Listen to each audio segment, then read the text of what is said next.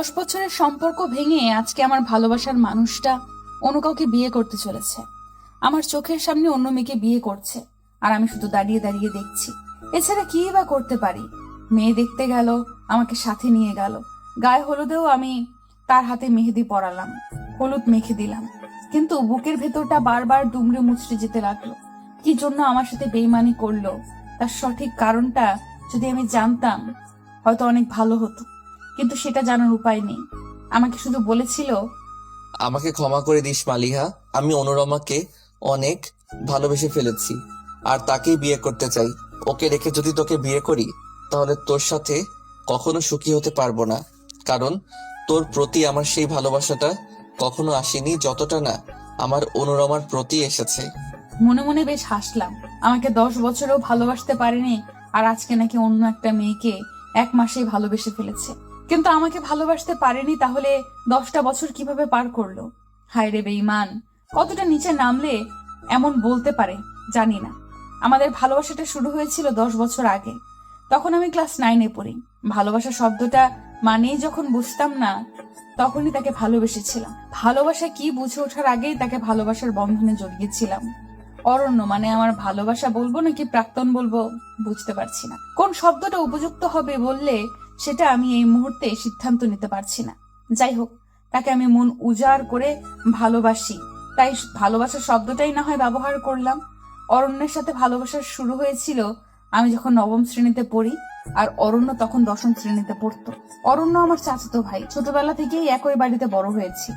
একসাথে কত খেলেছি হিসাব নেই। সেদিন আকাশে বৃষ্টি হচ্ছিল, তাই বৃষ্টিতে ভিজতেছিলাম। তখন অরণ্য আমার কাছে আসলো। আমার কাছে এসে গালে একটা কষিয়ে থাপ্পড় দিয়ে বলল, এইভাবে বৃষ্টিতে ভিজছিস কেন?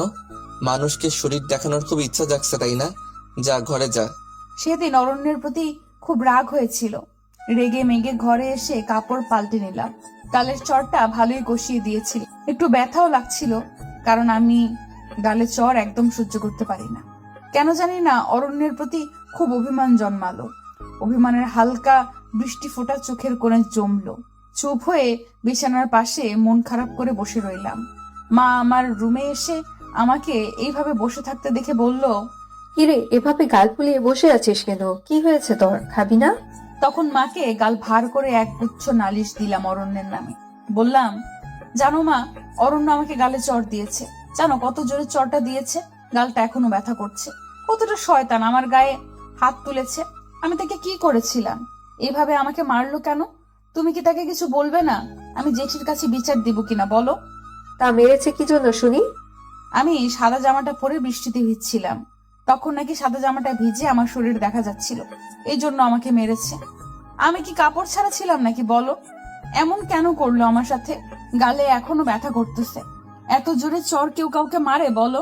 মা আমার কথা শুনে আমার দিকে রাগ করে তাকিয়ে বলল, ভালো করেছে মেরেছে। এত বড় হয়েছিস এখনো জানিস না কিভাবে চলতে হয়?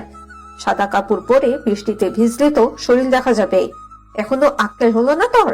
কোথায় কি করতে হয় এখনো শিখতে পারলি না? ঠিকই করেছে, তোকে আরো 2টা চড় বেশি দেওয়া উচিত ছিল। এ বলে মা চলে গেল। মায়ের কথা শুনে বেশ মন খারাপ হলো।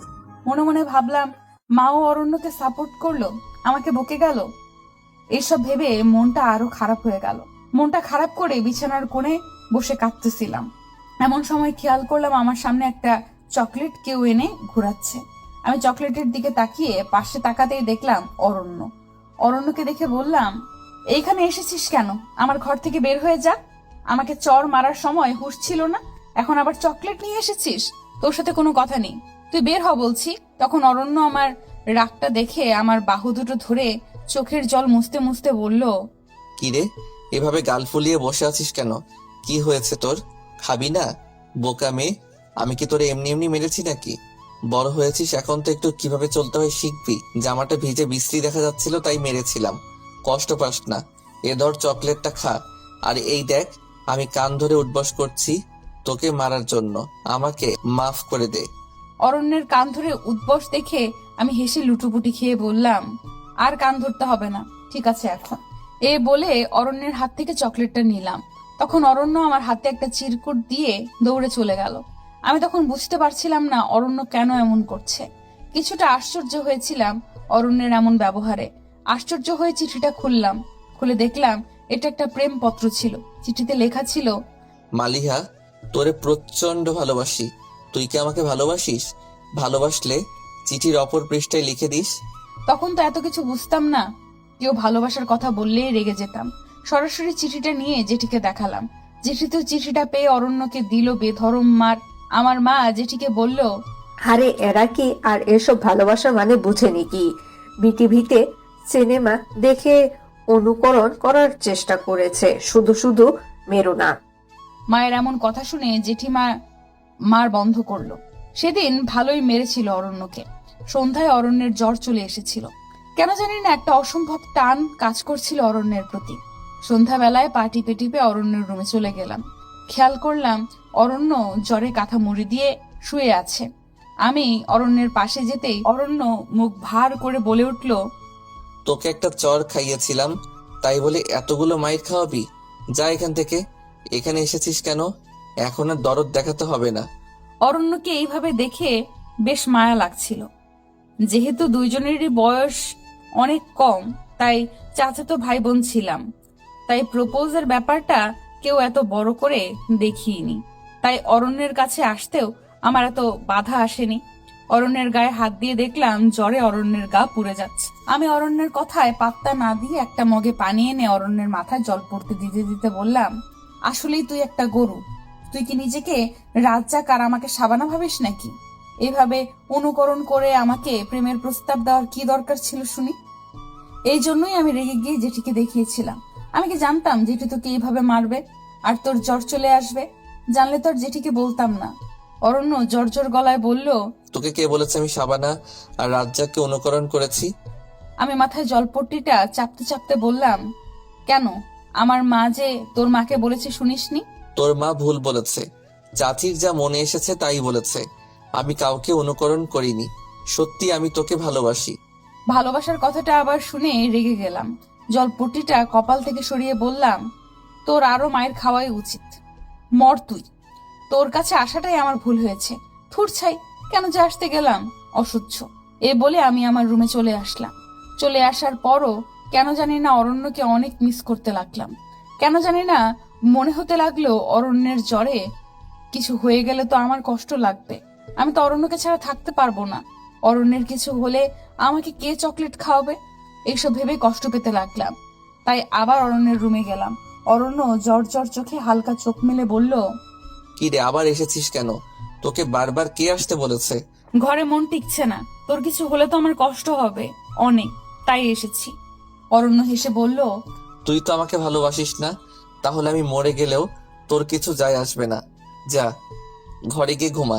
শুধু শুধু পেঁচাল পারতে আসবি না। আমি অরণ্যের পাশে বসে বললাম, তুই মরে গেলে সত্যি অনেক কষ্ট পাবো। তুই মরে গেলে কে চকলেট খাওয়াবে বল? তার মানে তুই আমাকে ভালোবাসিস? আমি হালকা লজ্জা পাচ্ছিলাম। তখন তো বয়সটা কাঁচা ছিল, এত শত বুঝতাম না। লজ্জায় হালকা লাল হয়ে বললাম, এইটুকু যদি ভালোবাসা বলে তাহলে তোকে ভালোবাসি। এবার খুশি? আমাকে আগে বুঝিয়ে বললেই হতো। আমি কি আর ভালোবাসার মানে বুঝি নাকি? বুঝলে শুধু শুধু তোকে মার খাওয়াতাম না। সেখান থেকেই আমাদের ভালোবাসার শুরু। সব ভালোবাসায় সম্বোধন আপনি থেকে তুমিতে আসলেও আমাদের ভালোবাসার সম্বোধনটা তুইই ছিল, তুমিতে আর আসেনি।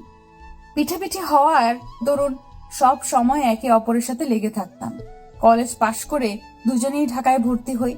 অরণ্য এক ক্লাস উপরে পড়লেও 1 বছর গ্যাপ দিয়ে আমার সাথেই ভর্তি হয়। আমাদের মাঝে ভালোবাসার কমতি ছিল না। একে অপরকে মন উজাড় করে ভালোবেসেছি। এই তো কয়েকদিনের মধ্যেই বিয়ে হওয়ার কথা ছিল। বাড়িতেও সবাই আমাদের মোটামুটি সবকিছু ঠিকই যাচ্ছিল। কিন্তু হঠাৎ কি যে হয়ে গেল জানি না। অরণ্য কেন এভাবে বদলে গেল বুঝতে পারিনি। মাত্র 1 মাসের পরিচয়ে আমাকে ভুলে একটা মেয়েকে এত ভালোবেসে ফেললো। হাসবো নাকি কাঁদবো বুঝতে পারছি না। যেদিন পাত্রী দেখতে গিয়েছিলাম সেদিনও আরো হতাশ হয়েছিলাম। কারণ পাত্রী যদি আমার থেকে অনেক সুন্দরী হতো তাহলে হয়তো মেনে নিতে এত কষ্ট লাগতো না। কিন্তু পাত্রী ছিল মোটামুটি সুন্দরী। তবে পাত্রীর একটা বিশেষ দিক ছিল, পাত্রীর মাথার চুল ছিল পা সমান লম্বা। মনে মনে ভাবলাম হয়তো এর জন্যই অরণ্য অনুরমাকে এত ভালোবেসে ফেলেছে। আমার তো চুল এত লম্বা না, আমার পাশে থাকা আমার আরেক চাচাতো বোন তীরা আমার হাতে চিমটি কেটে বলল, অরণ্য ভাইয়া তোরে রেখে এই মেয়েটাকে বিয়ে করতে যাচ্ছে কেন? তোদের মধ্যে কি সব শেষ? আমি তীরাকে চেপে ধরে বললাম, এখন আর এসব বলিস না, এসব বলার সময় এখন না। আর আমাদের মাঝে সব শেষ, এটা নিয়ে আর বাড়াবাড়ি করিস না। মেয়ে দেখা শেষে আমার ভালোবাসার মানুষটা আমার সামনেই মেয়েটাকে আংটি পরালো। আমি শুধু বসে বসে দেখলাম। আমি চাইলে ঝামেলা করতে পারতাম, কিন্তু আমার আত্মসম্মানে লাগলো। কিছুদিনের মধ্যে গায়ে হলুদ হলো। আমি সেজে গুজে নিজ হাতে অরণ্যকে মেহেদি পরিয়ে দিলাম। হাসি মুখে সব কাজ করলাম। কেউ আমার মনের ব্যথা বুঝতেই পারলো না। আর আজকে অরণ্যের বিয়ে, খুব কষ্ট হচ্ছে। বারবার অরণ্যকে গিয়ে বলতে মন চাচ্ছে, তুই বিয়েটা করিস না, আমার যে তোকে ছাড়া থাকতে খুব কষ্ট হবে। কিন্তু অরণ্য তো বলেই দিয়েছে, সে আমাকে 10 বছরেও এতটা ভালোবাসতে পারেনি যতটা অনুরমাকে বেসেছে। অরণ্যের চাকরি হয়েছে 2 মাস হবে। 2 মাস আগেও অরণ্যের নতুন চাকরি হয়েছে বলে অনেক খুশি হয়েছিলাম, এটা ভেবে যে আমাদের বিয়েতে আর কোনো বাধা থাকবে না। কিন্তু এই চাকরিটাই আমার জীবনে কাল হয়ে দাঁড়িয়েছে। পোস্টিং হয়েছিল এক অজপাড়াতে, আর সেখানে মেয়েটার সাথে পরিচয় হয় 1 মাস হয়েছে, আর বাড়িতে এসে অনুরমার কথা বলে। চাচিরা আমার ব্যাপারটা মোটামুটি জানলেও ভালো করে জানতো না। সবাই ভেবে নিয়েছে হয়তো এতদিন আমাদের মাঝে গভীর বন্ধুত্ব ছিল, তাই কেউ এই বিয়েতে অমত করেনি।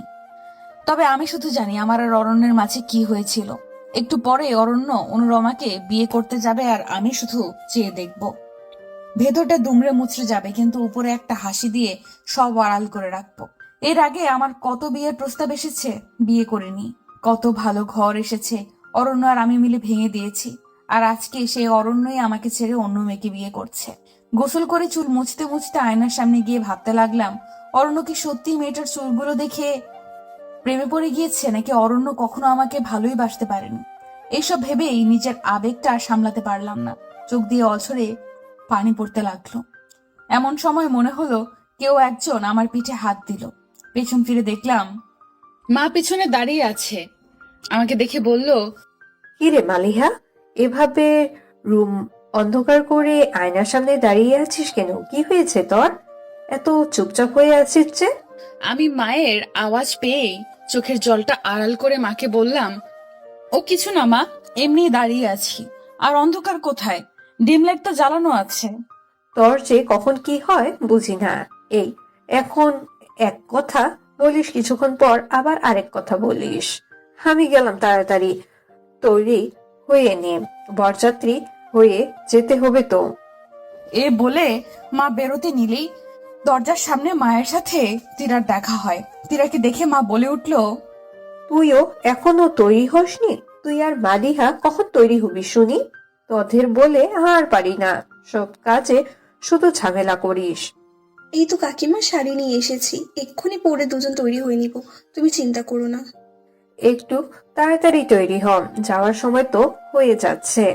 আর বউয়ের বাসাটাও তো সেই আসপাড়া গায়ে। এ বলে মা বের হয়ে গেল, আর তীরা রুমে প্রবেশ করলো। রুমে ঢুকেই তীরা দরজা লাগিয়ে দিয়ে লাইটটা জ্বালালো। আমার চোখের পাতা ফোলা ভাবটা তীরার চোখে পড়ে গেল। তীরা আমার চোখের ফোলা ভাবটা দেখে বলল, কিরে মালিহা, অরণ্যের জন্য কষ্ট হচ্ছে বুঝি?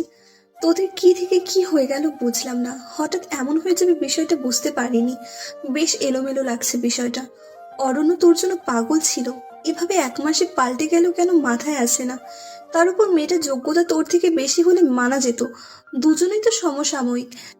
এতটা অন্যায় করতে কি অরণ্যের বাঁধলো না? তুই তো চাইলেই বিয়েটা আটকে দিতে পারিস, কেন আটকালি না? তীরার কথা শুনে আমার কষ্টের আকাশটা আরো কেঁপে গেল। চোখের জলটা আপনা আপনি পড়তে লাগলো। আমাকে কাঁদতে দেখে তীরা আবার বলে উঠল, মালিহা, এমন না কেঁদে বিয়েটা ভেঙে দে। আর বেইমানের জন্য এত কষ্ট পেয়ে কি হবে? দেখিস ওরা কখনো সুখী হবে না। আমি তীরার মুখটা আটকে দিয়ে বললাম, অভিশাপ দিস না রে। আমি চাই ও সুখে থাকুক, ভালো থাকুক, কারণ আমি যে ওরে বড্ড বেশি ভালোবাসি রে। ওর কষ্ট সহ্য করতে পারবো না। এটা বলার পরপরই তীরা আমাকে বলে উঠল, তুই অরণ্যকে ছাড়া থাকতে পারবি? একই বাড়িতে থাকবি, এসব দেখে নিজেকে সামলাতে পারবি? পারবি কষ্ট সহ্য করতে? পারবি মেনে নিতে অরণ্য আর তোর নিয়ে এই বিষয়টা? এবার তীরার কথা শুনে আমার কষ্টটা আরো দ্বিগুণ বেড়ে গেল। সত্যি কি আমি পারবো অরণ্যকে ছাড়া থাকতে? সত্যি কি আমি পারবো ওকে অন্য মেয়ের সাথে মেনে নিতে? নিজেকে নিজে প্রশ্ন করেই হু হু করে কেঁদে উঠে তীরাকে জড়িয়ে ধরে বললাম, আমার সাথে এমন কেন হলো বলতো? আমি কি ক্ষতি করেছিলাম? কি অন্যায় ছিল আমার? আমার বিয়ের বয়স পার হয়ে যাচ্ছিল, তবুও অন্য কোনো ছেলেকে বিয়ে করিনি। অরণ্যের চাকরির জন্য অপেক্ষা করছিলাম, একটার পর একটা বিয়ে ভেঙেছে শুধু অরণ্যকে বিয়ে করব বলে। আমাকে অরণ্য এত কষ্ট কেন দিল বলতো? আমার যে ওকে ছাড়া থাকতে অনেক কষ্ট হবে, সেটা কেউ বোঝে না। 1 মাসেই একটা মেয়েকে আমার থেকে বেশি ভালো লেগে গেল।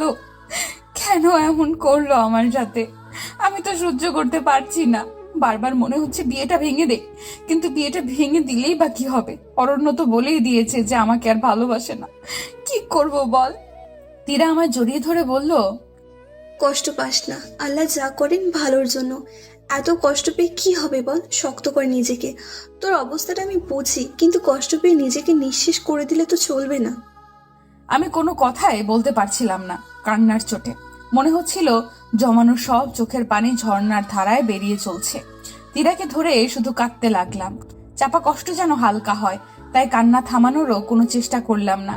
ঠিক এই মুহূর্তে লক্ষ্য করলাম দরজায় কেউ নক করলো, তাই নিজের চোখের পানিটা মুছে কান্না থামিয়ে ফেললাম। একদম স্বাভাবিক হয়ে তীরাকে বললাম, তীরা যা, তুই গিয়ে দরজাটা খোল, আমি ওয়াশরুম থেকে মুখ ধুয়ে আসি। না হয় কেউ কাঁদতে দেখলে ব্যাপারটা আর চোখে দেখবে। আচ্ছা যা তুই, আমি দরজা খুলে এদিকে সামাল দিচ্ছি। তুই ভালো করে মুখ ধুয়ে আয়। আমি তীরার কথা শুনে ওয়াশরুমে যেতে নিলে তীরা আমাকে পিছু ডাক দিয়ে বলল, মালিহা, হ্যাঁ তীরা, কিছু বলবি? সাবধানে যাস, আর মন খারাপ করিস না, সবকিছু ঠিক হয়ে যাবে। আমি তীরাকে চোখ দিয়ে ইশারা করে বললাম, চিন্তা করিস না, আমি ঠিক আছি। এ বলে ওয়াশরুমে চলে গেলাম। খানিকক্ষণ পর ওয়াশরুম থেকে বের হয়ে চমকে গেলাম, কারণ খেয়াল করলাম অরণ্য খাটের কোণে বসে আছে। অরণ্যকে দেখে খুব করে বলতে ইচ্ছে হচ্ছে যে তুমি আমাকে এভাবে কষ্ট দিও না, চলো আমরা বিয়ে করে নেই। কিন্তু কথাটা মনে ঘুরপাক খেলেও মুখ দিয়ে বের হচ্ছিল না, তাই একটু চুপ হয়ে দাঁড়িয়ে রইলাম। আমাকে এইভাবে চুপ হয়ে দাঁড়িয়ে থাকতে দেখে অরণ্য বলল, কি রে, চুপ হয়ে দাঁড়িয়ে আছিস যে? এখনো কি আমার উপর রেগে আছিস? আমি গলাটা ভারী করে বললাম, আমার রুমে এসেছিস কেন? আর তীরা কোথায়? তীরাকে কোথায় পাঠিয়েছিস? তোর সাথে একটু কথা আছে, তাই তীরাকে বলেছি একটু বাইরে যেতে। কিন্তু আমার তো তোর সাথে কোনো কথা নেই, তুই রুম থেকে বের হয়ে যা। আমার উপর মনে হয় অনেক রেগে আছিস। তোর উপর কেন রাগ করব? তোর সাথে কি আমার রাগ অভিমানের সম্পর্ক নাকি? কোন অধিকারে তোর উপর রাগ করব? ইদানিং দেখা যাচ্ছে অনেক বড় বড় কথা বলতে শিখে গেছিস, মুখে তো বড় বড় কথার খই ফুটছে। দেখ অরণ্য, তুই বের হ, তোর প্যাচাল এখন ভালো লাগছে না। একটু পর তোর বিয়ে, যা তৈরি হয়ে নে। এখানে খামোখা প্যাচাল কেন পারতে এসেছিস? এত প্যাচাল পারিস না, রাগ লাগছে খুব। হয়তো রাগ তুলবি না। আরে আরে, তুই এত রেগে যাচ্ছিস কেন? আর ঘর থেকেই বা এইভাবে বিদায় করে দিচ্ছিস কেন? তুই ঘর থেকে বের হবি নাকি আমি হব সেটা বল। কথাটা তো বলতে দে। কোনো কথা বলতে হবে না, তুই থাক। আমি গেলাম তীরাকে ডাকতে। এ বলে বের হতে নিতেই অরণ্য আমাকে হাতটা ধরে টান দিয়ে বলল, কথাগুলো শুনে যা। অরণ্য আমার হাতটা টান দিতেই আমার রাগটা মাথায় চড়ে গেল। রাগী কণ্ঠে অরণ্যকে বললাম, হাতটা ছাড় বলছি। তোকে কে অধিকার দিয়েছে আমার হাতটা ধরতে? হাত ছাড় বলছি। তোর হাত কত ধরেছি, আর আজকে তুই অধিকারের প্রশ্ন তুলছিস? শোন মালিহা, অনুরমাকে কেন বিয়ে করছি তোকে তো বলেই দিয়েছি। তোকে মনে হয় আমি এই 10টা বছর প্রিয় বন্ধুর মতো ভালোবেসেছি। অনুরমাকে দেখলেই কেন জানি না আমার মনে অদ্ভুত ভালোবাসার শিহরণ জাগে।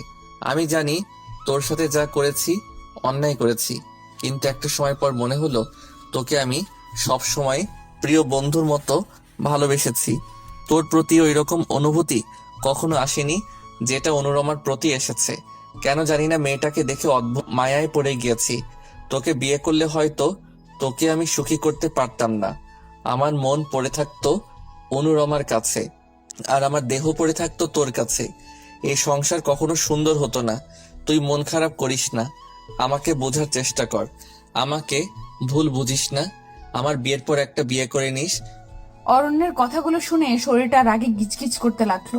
মনে হচ্ছে এখনই হাতটা ছাড়িয়ে গালে একটা কষিয়ে চড় দিয়ে দেই, কিন্তু তা আর করলাম না। তুই মনে হয় আমাকে ভুল বুঝতেছিস।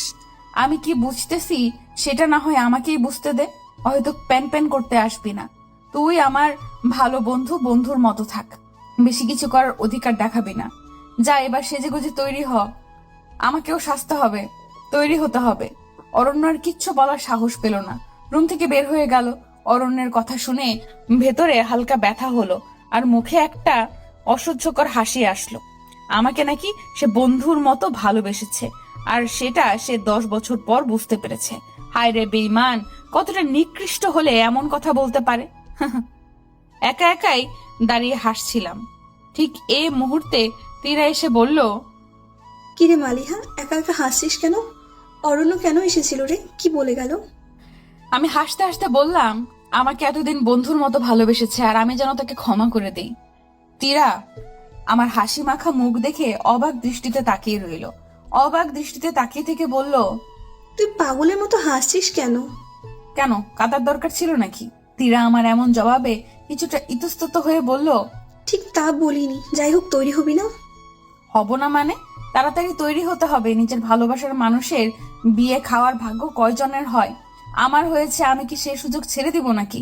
অবশ্যই তৈরি হব এখন। তুইও শাড়ি পরে নে। তীরা আমার এরকম এলোমেলো কথা শুনে বলল, মালিহা, আর একটু কেঁদে নে, হালকা লাগবে। মনে হয় তোর কান্নাটা শুকিয়ে ইতিমধ্যে পাথর হয়ে গিয়েছে, তাই এমন করছিস। তীরার কথা শুনে একটু কাঁদতে নিতে চাইলেও পারলাম না। বুকের মধ্যে কান্নাটা আটকে গেল। আজকে গিয়ে একটা ব্যথার অনুভব হলো, কিন্তু অনেকবার চেষ্টা করেও কান্নাটা বৃষ্টি হয়ে নামাতে পারলাম না। তাই কয়েকবার ব্যর্থ চেষ্টার পর এক রাশ হেসে তীরাকে বললাম, আরে শাড়িটা দে তো এখান থেকে, সাজতে হবে তো আমাকে। তীরার কোনো কথা বাড়ালো না, শাড়িটা আমার হাতে দিয়ে বলল, তুই কি লাল বেনারসি পরবি নাকি? এ শাড়ি বের করেছিস কেন? আমি শাড়িটা হাতে নিয়ে তীরাকে বললাম, জীবনে তো বউ সাজতে পারবে না, তাই নিজের ভালোবাসার মানুষের বিয়েতে না হয় বউ সাজলাম, এতেই আমার শখটা মিটবে রে। এত কথা বলিস না তো, আমি শাড়িটা পরতেছি, তুইও পরে নে। অতঃপর আমি লাল শাড়িটা পরলাম। লাল শাড়িটা পরার পর কেন যেন নিজেকে বউ বউ লাগছে। বয়সটাও ভালোই মানিয়েছে আমার। 28-এর কোঠায় গিয়ে পড়লো। আমার সাথে সবার বিয়ে হয়ে বাচ্চাও হয়ে গিয়েছে, আর এদিকে আমি এখনো অবিবাহিত। এসব ভাবতে ভাবতে ঠোঁটে কড়া কড়া লাল লিপস্টিক দিলাম, সুন্দর করে বউয়ের মতো করে সাজলাম। সাজ শেষ করে বাইরে বের হয়ে মা বলে উঠল, তবে তো লাল টুকটুকুই পরি লাগছে। অরণ্য আর তুই পিটাপিটি ছিলি, তার উপর অরণ্য ছেলে মানুষ। অরণ্যর বিয়ে হয়ে যাচ্ছে, তোর এখনো বিয়ে হলো না। কত ভালো ভালো পাত্র এসেছে, কেন জানি না তারা প্রথম দিকে বিয়ে করতে রাজি হলেও পরে হয়নি। না হয় কবেই তোর বিয়ে হয়ে যেত। থাক না এসব কথা। মেয়ে বড় হলে যে বাবা মায়ের কত চিন্তা হয়, তুই মা না হলে বুঝবি না। এসব বলতে বলতে মা চলে গেল। আমি মনে মনে হাসতে হাসতে বললাম, রাজি হবে কি করে? সব পাত্র তো আমি আর অরণ্য মিলে তাড়িয়ে দিতাম।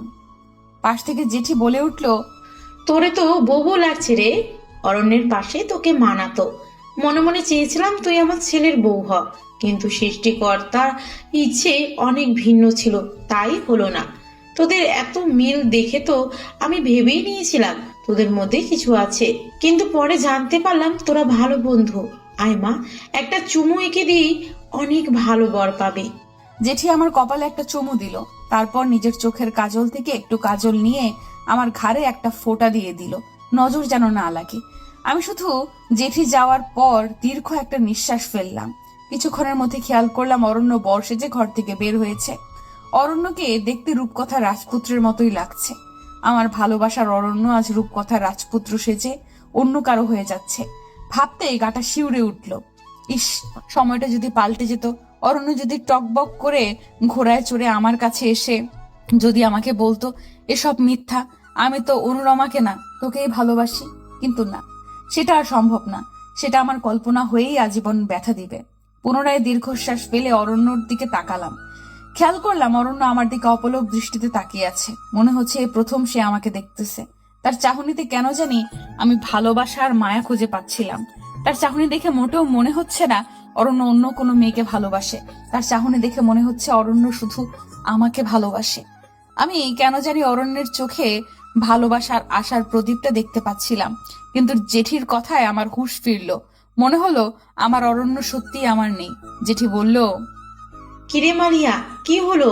কোথায় হারিয়ে গেলি? যা গাড়িতে গিয়ে বস। অরণ্য যে গাড়িতে উঠে তুই ওইটাতেই উঠিস, অরণ্যের পাশে বসিস। জেঠির কথার জবাব দিয়ে বললাম, তীরা না হয় অরণ্যের পাশে বসুক। জেঠি আমাকে ধাক্কা দিয়ে বলল, ছোটবেলা থেকেই তোরা ভালো বন্ধু, তুই বসবি। তীরা আমার সাথে অন্য গাড়িতে বসবে। যা বলছি তাই কর। আমি মাথাটা ঝেঁকে বললাম, আচ্ছা ঠিক আছে।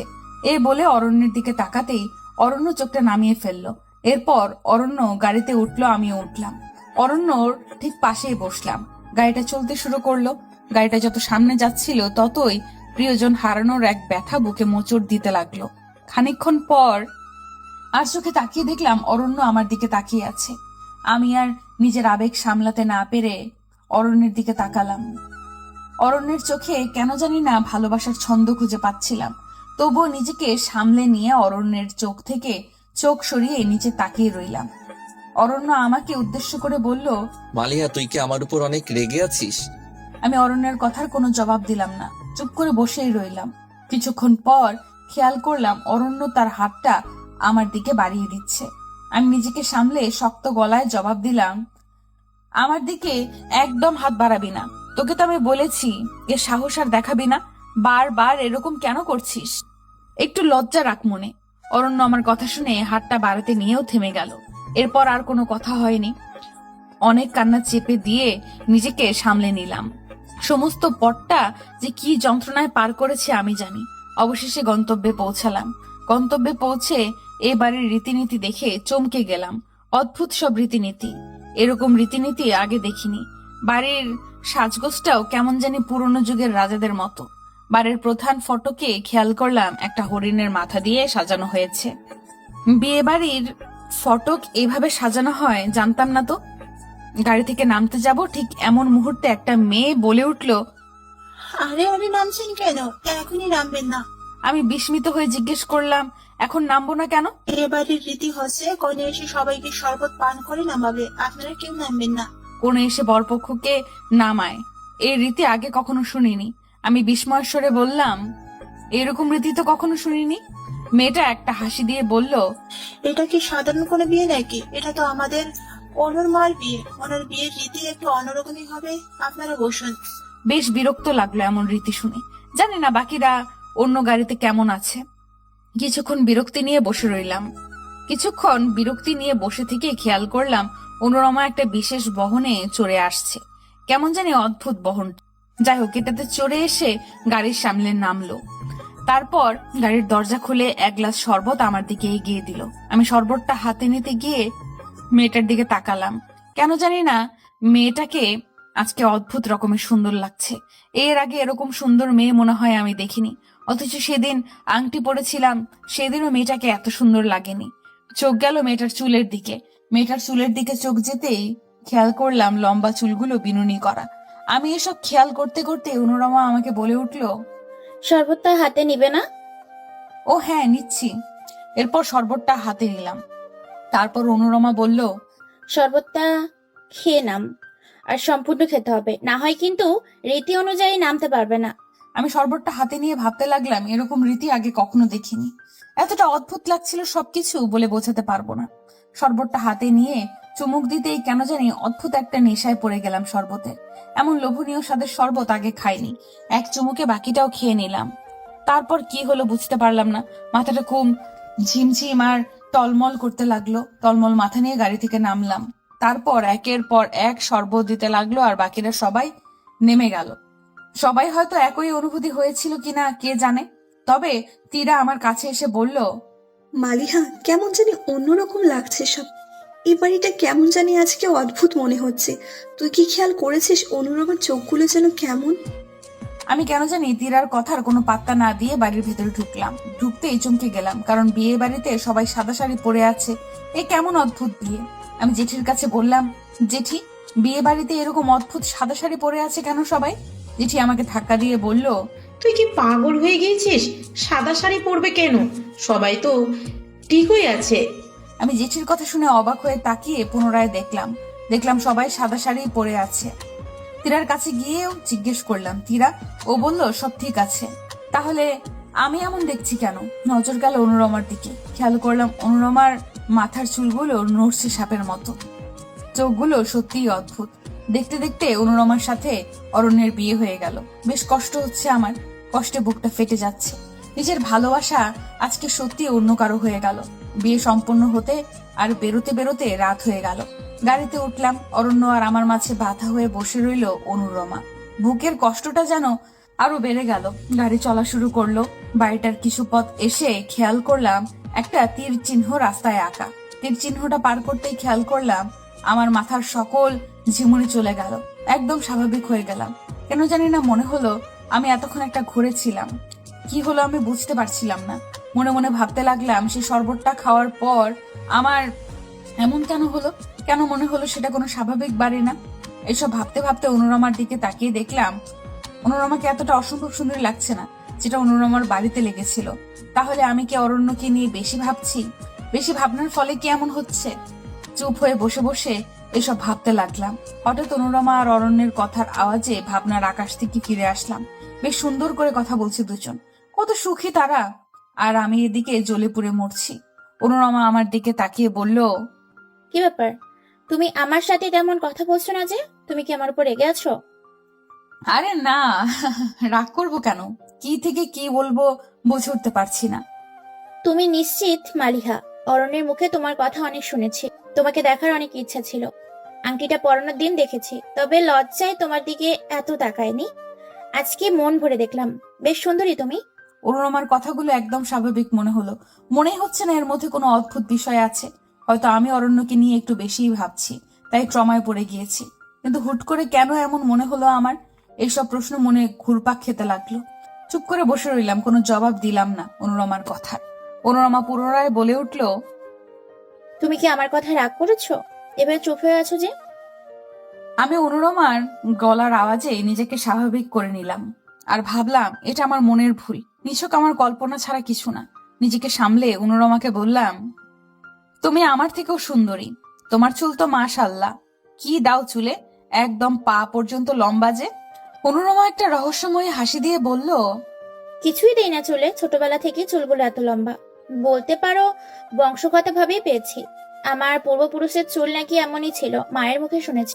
আমি শান্ত হয়ে বললাম, আচ্ছা আমাকে যে শরবত দিয়েছো সেটা কিসের? অদ্ভুত লোভনীয় স্বাদের শরবত ছিল।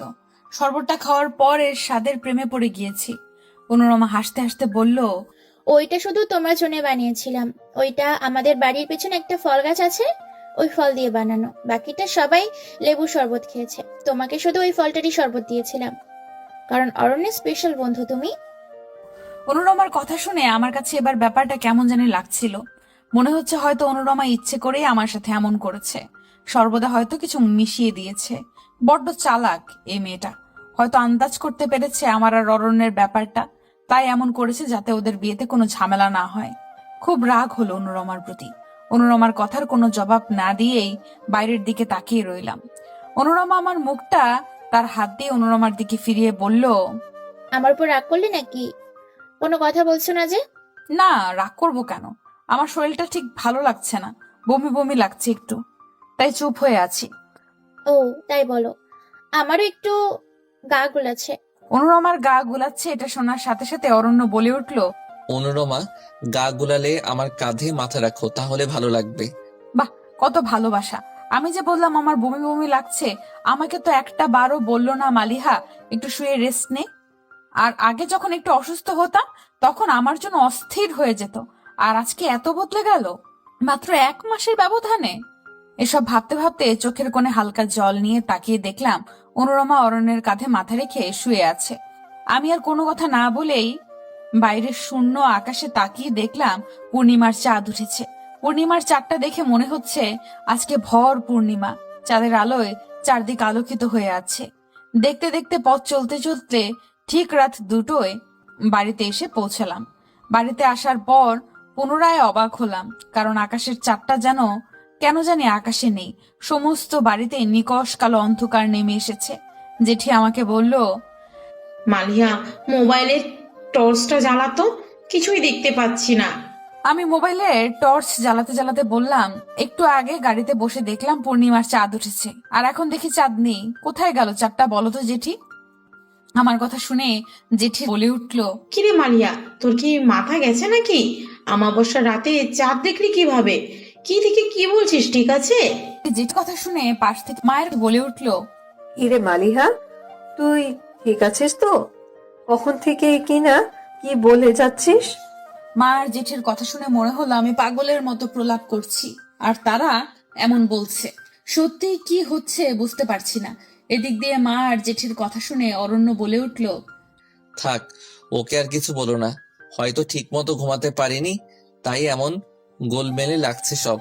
একটু ঘুম দিলেই ঠিক হয়ে যাবে। আর মালিহা, লাইটটা জ্বালিয়ে বাড়ির একটা লাইট জ্বালিয়ে দে, বেশ অন্ধকার চারপাশ। আমি আর কোনো কথা না বাড়িয়ে বাড়ির লাইটগুলো জ্বালিয়ে দিলাম। তারপর অনুরমাকে কাকে বরণ করে ঘরে নিয়ে গেল। অনুরমা লম্বা কালো চুলগুলো দোলাতে দোলাতে বাড়িতে প্রবেশ করলো। জেঠি সব কাজ শেষে আমার হাতে একটা দুধের গ্লাস ধরিয়ে দিয়ে বলল, যা, এটি অনুরমাকে দিয়ে আয়। আমি দুধের গ্লাসটা হাতে নিয়ে ভাবতে লাগলাম, আজকে দুধের গ্লাসটা নিয়ে অরণ্যের জন্য অপেক্ষা করার কথা ছিল আমার, আর আজকে আমার জায়গায় আছে অনুরমা। এসব ভাবতে ভাবতে দুধের গ্লাসটা নিয়ে আমি রুমে প্রবেশ করে চমকে গেলাম, কারণ অনুরমা তার লম্বা চুলগুলো বেনি খুলে চুল এলিয়ে বসে আছে। মনে হচ্ছিল অনুরমার চুলগুলো থেকে কিছু একটা আলোর ঝলকানির মতো বের হচ্ছে। কেন জানি না অনুরমার চুলগুলো দেখে মনে মনে ভয় পেতে লাগলাম। ভাবতে লাগলাম, আমি কি আবারও কোনো কল্পনায় ডুবে গেলাম, নাকি এটা সত্যি? ভাবনার কোনো কুল কিনারা না পেয়ে অনুরমার কাছে গেলাম। অনুরমার কাছে গিয়ে বললাম, অনুরমা, তোমার জন্য জেঠি দুধ পাঠিয়েছে, অরণ্য আসলে এটা দিও। অনুরমা আমার কথার কোনো জবাব দিল না। আমি বারবার অনুরমাকে ডাকলাম, অনুরমা চুপটি হয়ে বসেই রইল। আমি বুঝতে পারছিলাম না অনুরমা কোনো কথা বলছে না। আমি বুঝতে পারছিলাম না অনুরমা কেন কথা বলছে না। বারবার ডেকেও যখন কোনো সাড়া পাচ্ছিলাম না, তখন অনুরমার কাছে গেলাম। অনুরমার কাছে যেতেই কেন জানি না পাটা ছমছম করতে লাগলো। একটু ভয় ভয় লাগছে। হুট করে এমন ভয় লাগার কারণটাও বুঝতে পারছিলাম না। ভয় ভয় অনুরমার পিঠে হাত দিয়ে বললাম, কি গো, কখন থেকে ডাকছি, কথা বলছো না যে? দুধের গ্লাসটা কি নিবে না, নাকি টেবিলের উপর রেখে যাব? কিছু তো একটা বলো। কখন থেকে গ্লাস নিয়ে দাঁড়িয়ে আছি। আমার হাতের স্পর্শ পাওয়ার সাথে সাথে অনুরমা আমার দিকে তাকালো। অনুরমাকে দেখে আমি ভয়ে কুঁকড়ে গেলাম। অনুরমার চোখগুলো থেকে মনে হচ্ছিল আগুন বের হচ্ছে। আমি ভয়ে ভয়ে অনুরমাকে বললাম, তোমার চোখ এমন লাল বর্ণ হয়ে গেল কিভাবে, আর এভাবে তাকিয়ে কি দেখছো? অনুরমা কোনো কথা বলছিল না। এতে করে আমার ভয়টা আরো বেড়ে গেল। ভয়ে দুধের গ্লাসটা হাতে থেকে পড়ে গেল। আমি দুধের গ্লাসটা ফেলে দিতেই মনে হলো অনুরমার চোখ থেকে কিছু একটা বের হয়ে আমার চোখে প্রবেশ করেছে। অনুরমার চুলগুলো পরক্ষণে কিভাবে যেন আপনি আপনি বিনুনি হয়ে গেল, আর বিনুনিটা দিয়ে আমাকে পেঁচিয়ে ধরলো। আমার দম বন্ধ হয়ে যেতে লাগলো, আমার মাথার ব্যথা হতে লাগলো। কোন রকম ওমাগো বলে চিল্লানি দিতেই জেঠি রুমে প্রবেশ করে বলল, কিরে মালিয়া, এভাবে দুধের গ্লাস হাতে নিয়ে চেঁচিয়ে উঠলি কেন? তোকে না বললাম গ্লাসটা অনুরমাকে দিতে, কিন্তু তুই গ্লাসটা না দিয়ে এখনো দাঁড়িয়ে আছিস কেন? কি হয়েছে তোর? আমি জেঠির কথা শুনে নিজেই নিজেকে দেখে চমকে গেলাম। সত্যি তো আমি দুধের গ্লাসটা নিয়ে দাঁড়িয়ে আছি। একটু আগে যে কাহিনীটা ঘটলো সেটা কি তাহলে মিথ্যা? দুধের গ্লাসটার দিকে তাকিয়ে দেখলাম গ্লাসটা একদম অক্ষত অবস্থায় আছে। তাহলে একটু আগে যে গ্লাসটা হাত থেকে পড়ে গিয়েছিল সেটা কি ছিল? অনুরমার দিকে তাকিয়ে দেখলাম অনুরমা খাটের উপর হালকা ঘুমটা টেনে বসে আছে, আর অনুরমার চুলগুলো খোলা না, বরং বিনুনি করা। কি বলবো জেঠিকে, বুঝতে পারছিলাম না আমার সাথে এগুলো কি হচ্ছে। ঘটনা যদি সত্যি হয় তাহলে গ্লাসটা পড়ে গিয়ে ভেঙে যাওয়ার পর আমার হাতে আসলো কি করে? আর ঘটনাটা যদি মিথ্যা হয় তাহলে আমি এত কিছু বারবার কেন দেখছি? এগুলো কি নিছকই আমার কল্পনা, নাকি এর মধ্যে রহস্য আছে? এসব ভেবে আমি ব্যাকুল হয়ে যাচ্ছিলাম। নীরব হয়ে দাঁড়িয়ে রইলাম। অনুরমার গলার আওয়াজে আমার নীরবতা কাটলো। অনুরমা খাট থেকে উঠে আমার পাশে দাঁড়িয়ে বলল, কি ব্যাপার, তুমি কি কোনো কিছু নিয়ে চিন্তিত? হুট করে এইভাবে চিল্লিয়ে উঠলে যে? কখন থেকে তোমাকে ডাকছি, দুধের গ্লাসটা নিয়ে কোনো কথাই বললে না, এসে দাঁড়িয়েই রইলে, আর হুট করে এভাবে চিল্লানি দিয়ে উঠলে। কিছু কি হয়েছে তোমার? আমি অনুরমার কথা শুনে অনুরমার দিকে তাকিয়ে আবার বিস্মিত হলাম, কারণ অনুরমার চেহারা একদম স্বাভাবিক মানুষের মতোই। তাহলে এতক্ষণ কি সত্যি আমি কল্পনার জগতে ছিলাম? এটা ভেবেই আবার চুপ হয়ে রইলাম। অনুরমা আমাকে ধাক্কা দিয়ে বলল, কি ব্যাপার, আবার কোথায় হারালে? কথা বলছো না কেন? তোমার কি শরীর খারাপ লাগছে? পাশ থেকে জেঠি বলে উঠল, কিরে মালিহা, তোর কি হয়েছে? সেই সকাল থেকেই কেমন জানি অদ্ভুত অদ্ভুত কাণ্ড ঘটাচ্ছিস। তোর কি শরীর ঠিক নেই? না জেঠি, ঠিক তা নয়। কি যে হচ্ছে আমি নিজেও বুঝতে পারছি না। শরীর ঠিকই আছে। আরো কিছু বলতে যাব এই মুহূর্তে খেয়াল করলাম অরণ্য রুমে প্রবেশ করেছে। অরণ্য রুমে ঢুকতেই জেঠিকে বলল, আরে মা, আমি আগেই বলেছিলাম ওর হয়তো ঘুম হয়নি ঠিক করে, না ঘুমাতে পেরে এমন করছে। ওকে আর কোনো কাজ দিও না, একটু ঘুমাতে দাও। ঘুম দিলে সব ঠিক হয়ে যাবে। ছোটবেলা থেকেই তো ঘুম পাগল, তাই ঘুমাতে না পেরে এমন করছে। জেঠি অরণ্যকে জবাবে বলল, হ্যাঁ, তা ঠিক বলেছিস। ঘুম না হলে মাথা ঠিক থাকে না। ওর সত্যি ঘুমের প্রয়োজন। জেঠির কথা শুনে অরণ্য আমার দিকে তাকিয়ে বলল, যা মালিহা, একটু ঘুমিয়ে নে। ঘুম দিলে দেখবি শরীর ভালো লাগছে, মন মেজাজ ঠিক হয়ে গিয়েছে। অরণ্য আর জেঠির কথা শুনে মনে হলো সত্যি হয়তো ঘুমের কারণে আমার শরীরটা একটু খারাপ লাগছে। তাই কি থেকে কি না কি দেখেছি। অরণ্যকে হারানোর ট্রমা থেকে হয়তো এখনো বের হতে পারছি না। এসব ভাবতে ভাবতে আমি দুধের গ্লাসটা অনুরমার হাতে দিয়ে রুম থেকে বের হতে নিব, ঠিক এই মুহূর্তে আমার ভেতরটা কষ্টে কেঁপে গেল। অরণ্যকে পুরোপুরি হারিয়েছি এটা ভেবে নিজের কষ্টটাকে চাপা দিয়ে আরেকবার অরণ্যের দিকে তাকিয়েই অনুরমার চোখের দিকে চোখ পড়লো। খেয়াল করলাম অনুরমার চোখগুলো ঘুরছে, সে সাথে আমার মাথাটাও ঘুরছে। মাথার ব্যথায় যেন ছিঁড়ে যাচ্ছে। আচমকা এমন মাথা ব্যথা কেন হচ্ছে বুঝতে পারছি না। বমি বমি লাগছে খুব। কি হচ্ছে সবকিছু যেন মাথার উপর দিয়ে যেতে লাগলো। খানিকক্ষণ পর নিজেকে আবিষ্কার করলাম আমার রুমে, কিন্তু আমি তো ছিলাম অরণ্যের রুমে। কোন রকম চোখটা টেনে চোখগুলো খুলে উঠতে যাব, ঠিক এ সময় মা বলে উঠলো, কিরে মা, কি হয়েছিল তোর? এভাবে জ্ঞান হারালি যে? সেই কখন জ্ঞান হারালি আর এখন বিকেল 5টা বাজে। বিকেল 5টা বাজে শুনেই আমি চমকে গেলাম। তার মানে আমি রাত থেকে অজ্ঞান হয়ে পড়ে আছি। শরীরটা বেশ দুর্বল লাগলো। মায়ের দিকে তাকিয়ে দেখলাম বেশ অসহায় হয়ে বসে আছে। আমাকে নিয়ে হয়তো একটু বেশি চিন্তা করেছে মা। আমি মায়ের অসহায় মুখটা দেখে বললাম, আরে মা, জানি না কি হয়েছে। বিয়ে বাড়ির এত কাজের মধ্যে শরীরটা বেশি দুর্বল হয়ে গিয়েছে। তার উপর ঘুম হয়নি ঠিক করে, এই জন্যই হয়তো এমন হয়েছে। আমার খুব ক্ষুধা পেয়েছে, আমাকে কিছু খেতে দাও তো। তুমি চিন্তা করো না, আমি ঠিক আছি। মা আমার মাথায় হাত বুলিয়ে খাবার আনতে গেল। এ সময় তীরা আমার রুমে ঢুকে বলল, কি রে, এখন কেমন লাগছে? শরীর ঠিক আছে তো নাকি? এখন ভালো লাগছে। আচ্ছা, আমি এত সময় কি করে অজ্ঞান থাকলাম বুঝতে পারছি না। কি থেকে কি হচ্ছে কোনো কিছুই বুঝতে পারছি না। মাঝে মাঝে মনে হচ্ছে সবকিছু কল্পনা, আবার মাঝে মাঝে মনে হচ্ছে সবকিছুই সত্যি। সত্যি আর কল্পনার মাঝে ফারাক খুঁজে পাচ্ছি না রে।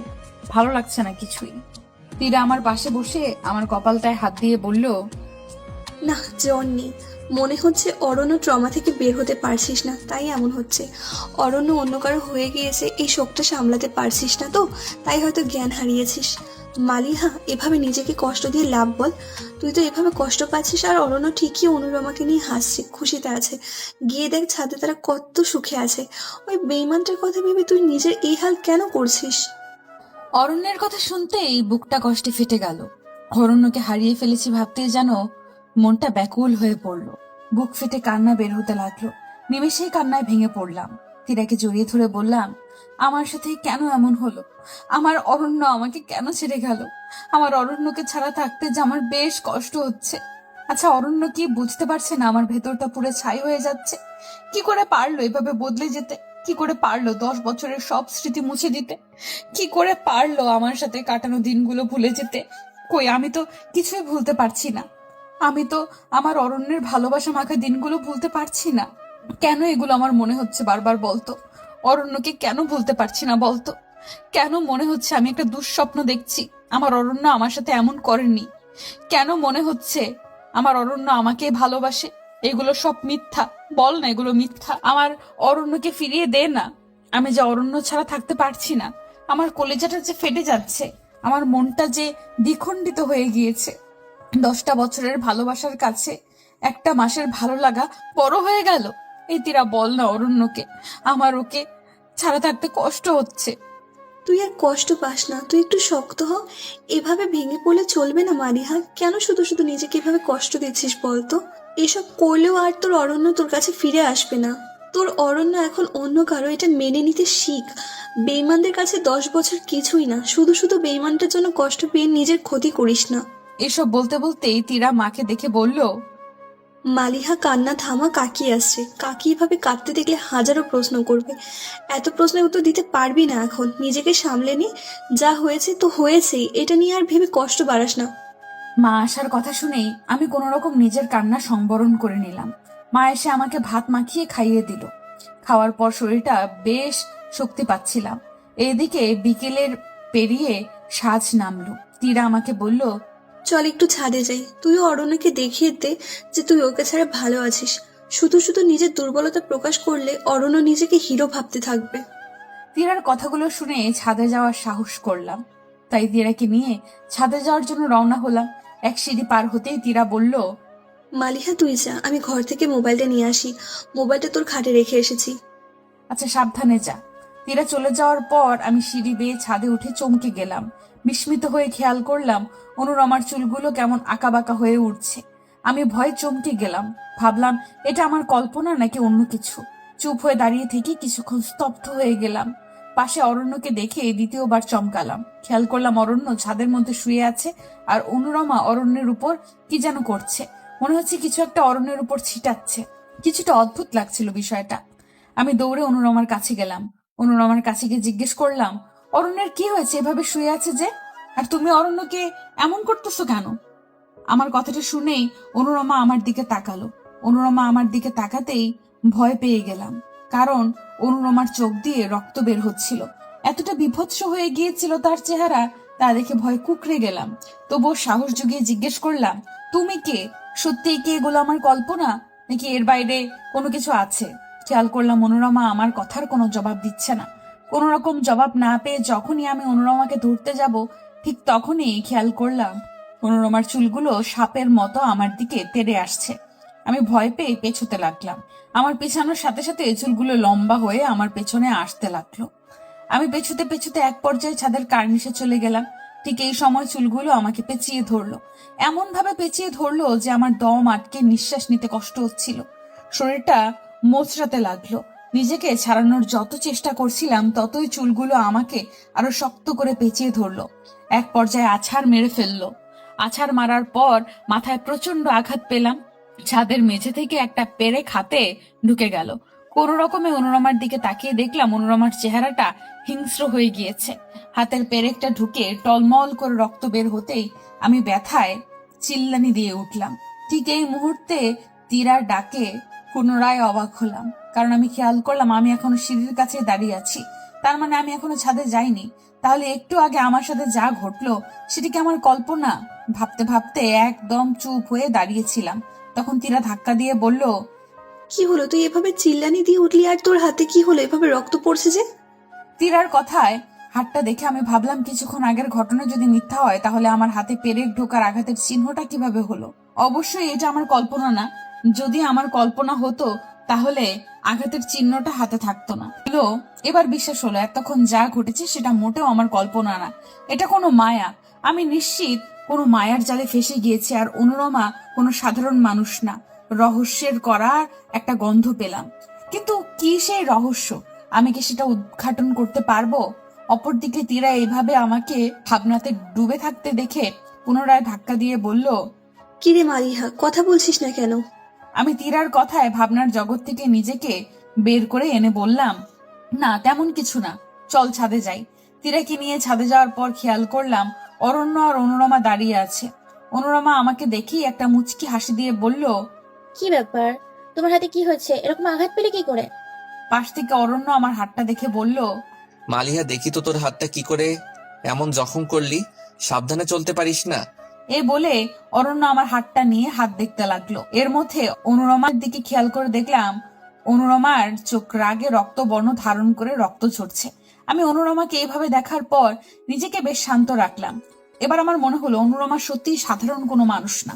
এসবের পেছনে অবশ্যই কোনো রহস্য আছে। এসব ভেবে অরণ্যের কাছ থেকে নিজের হাতটা ছাড়িয়ে নিয়ে বললাম, তোকে দেখতে হবে না, আমি ঠিক আছি। হাতটা ছাড়িয়ে অনুরমার দিকে এবার খেয়াল করলাম। অনুরমা তো চোখগুলো স্বাভাবিক।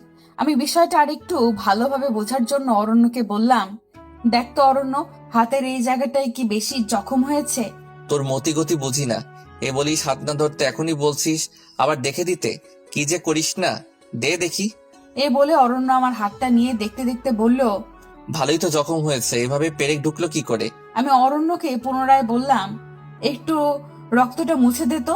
অরণ্য রক্তটা আলতো করে মুছতে থাকলো আর বলতে লাগলো, এত বেখেয়ালি ভাবে চললে হয়? একটু সাবধানে চলতে পারিস তো। আমি অরণ্যের কথায় পাত্তা না দিয়ে অনুরমার দিকে তাকালাম।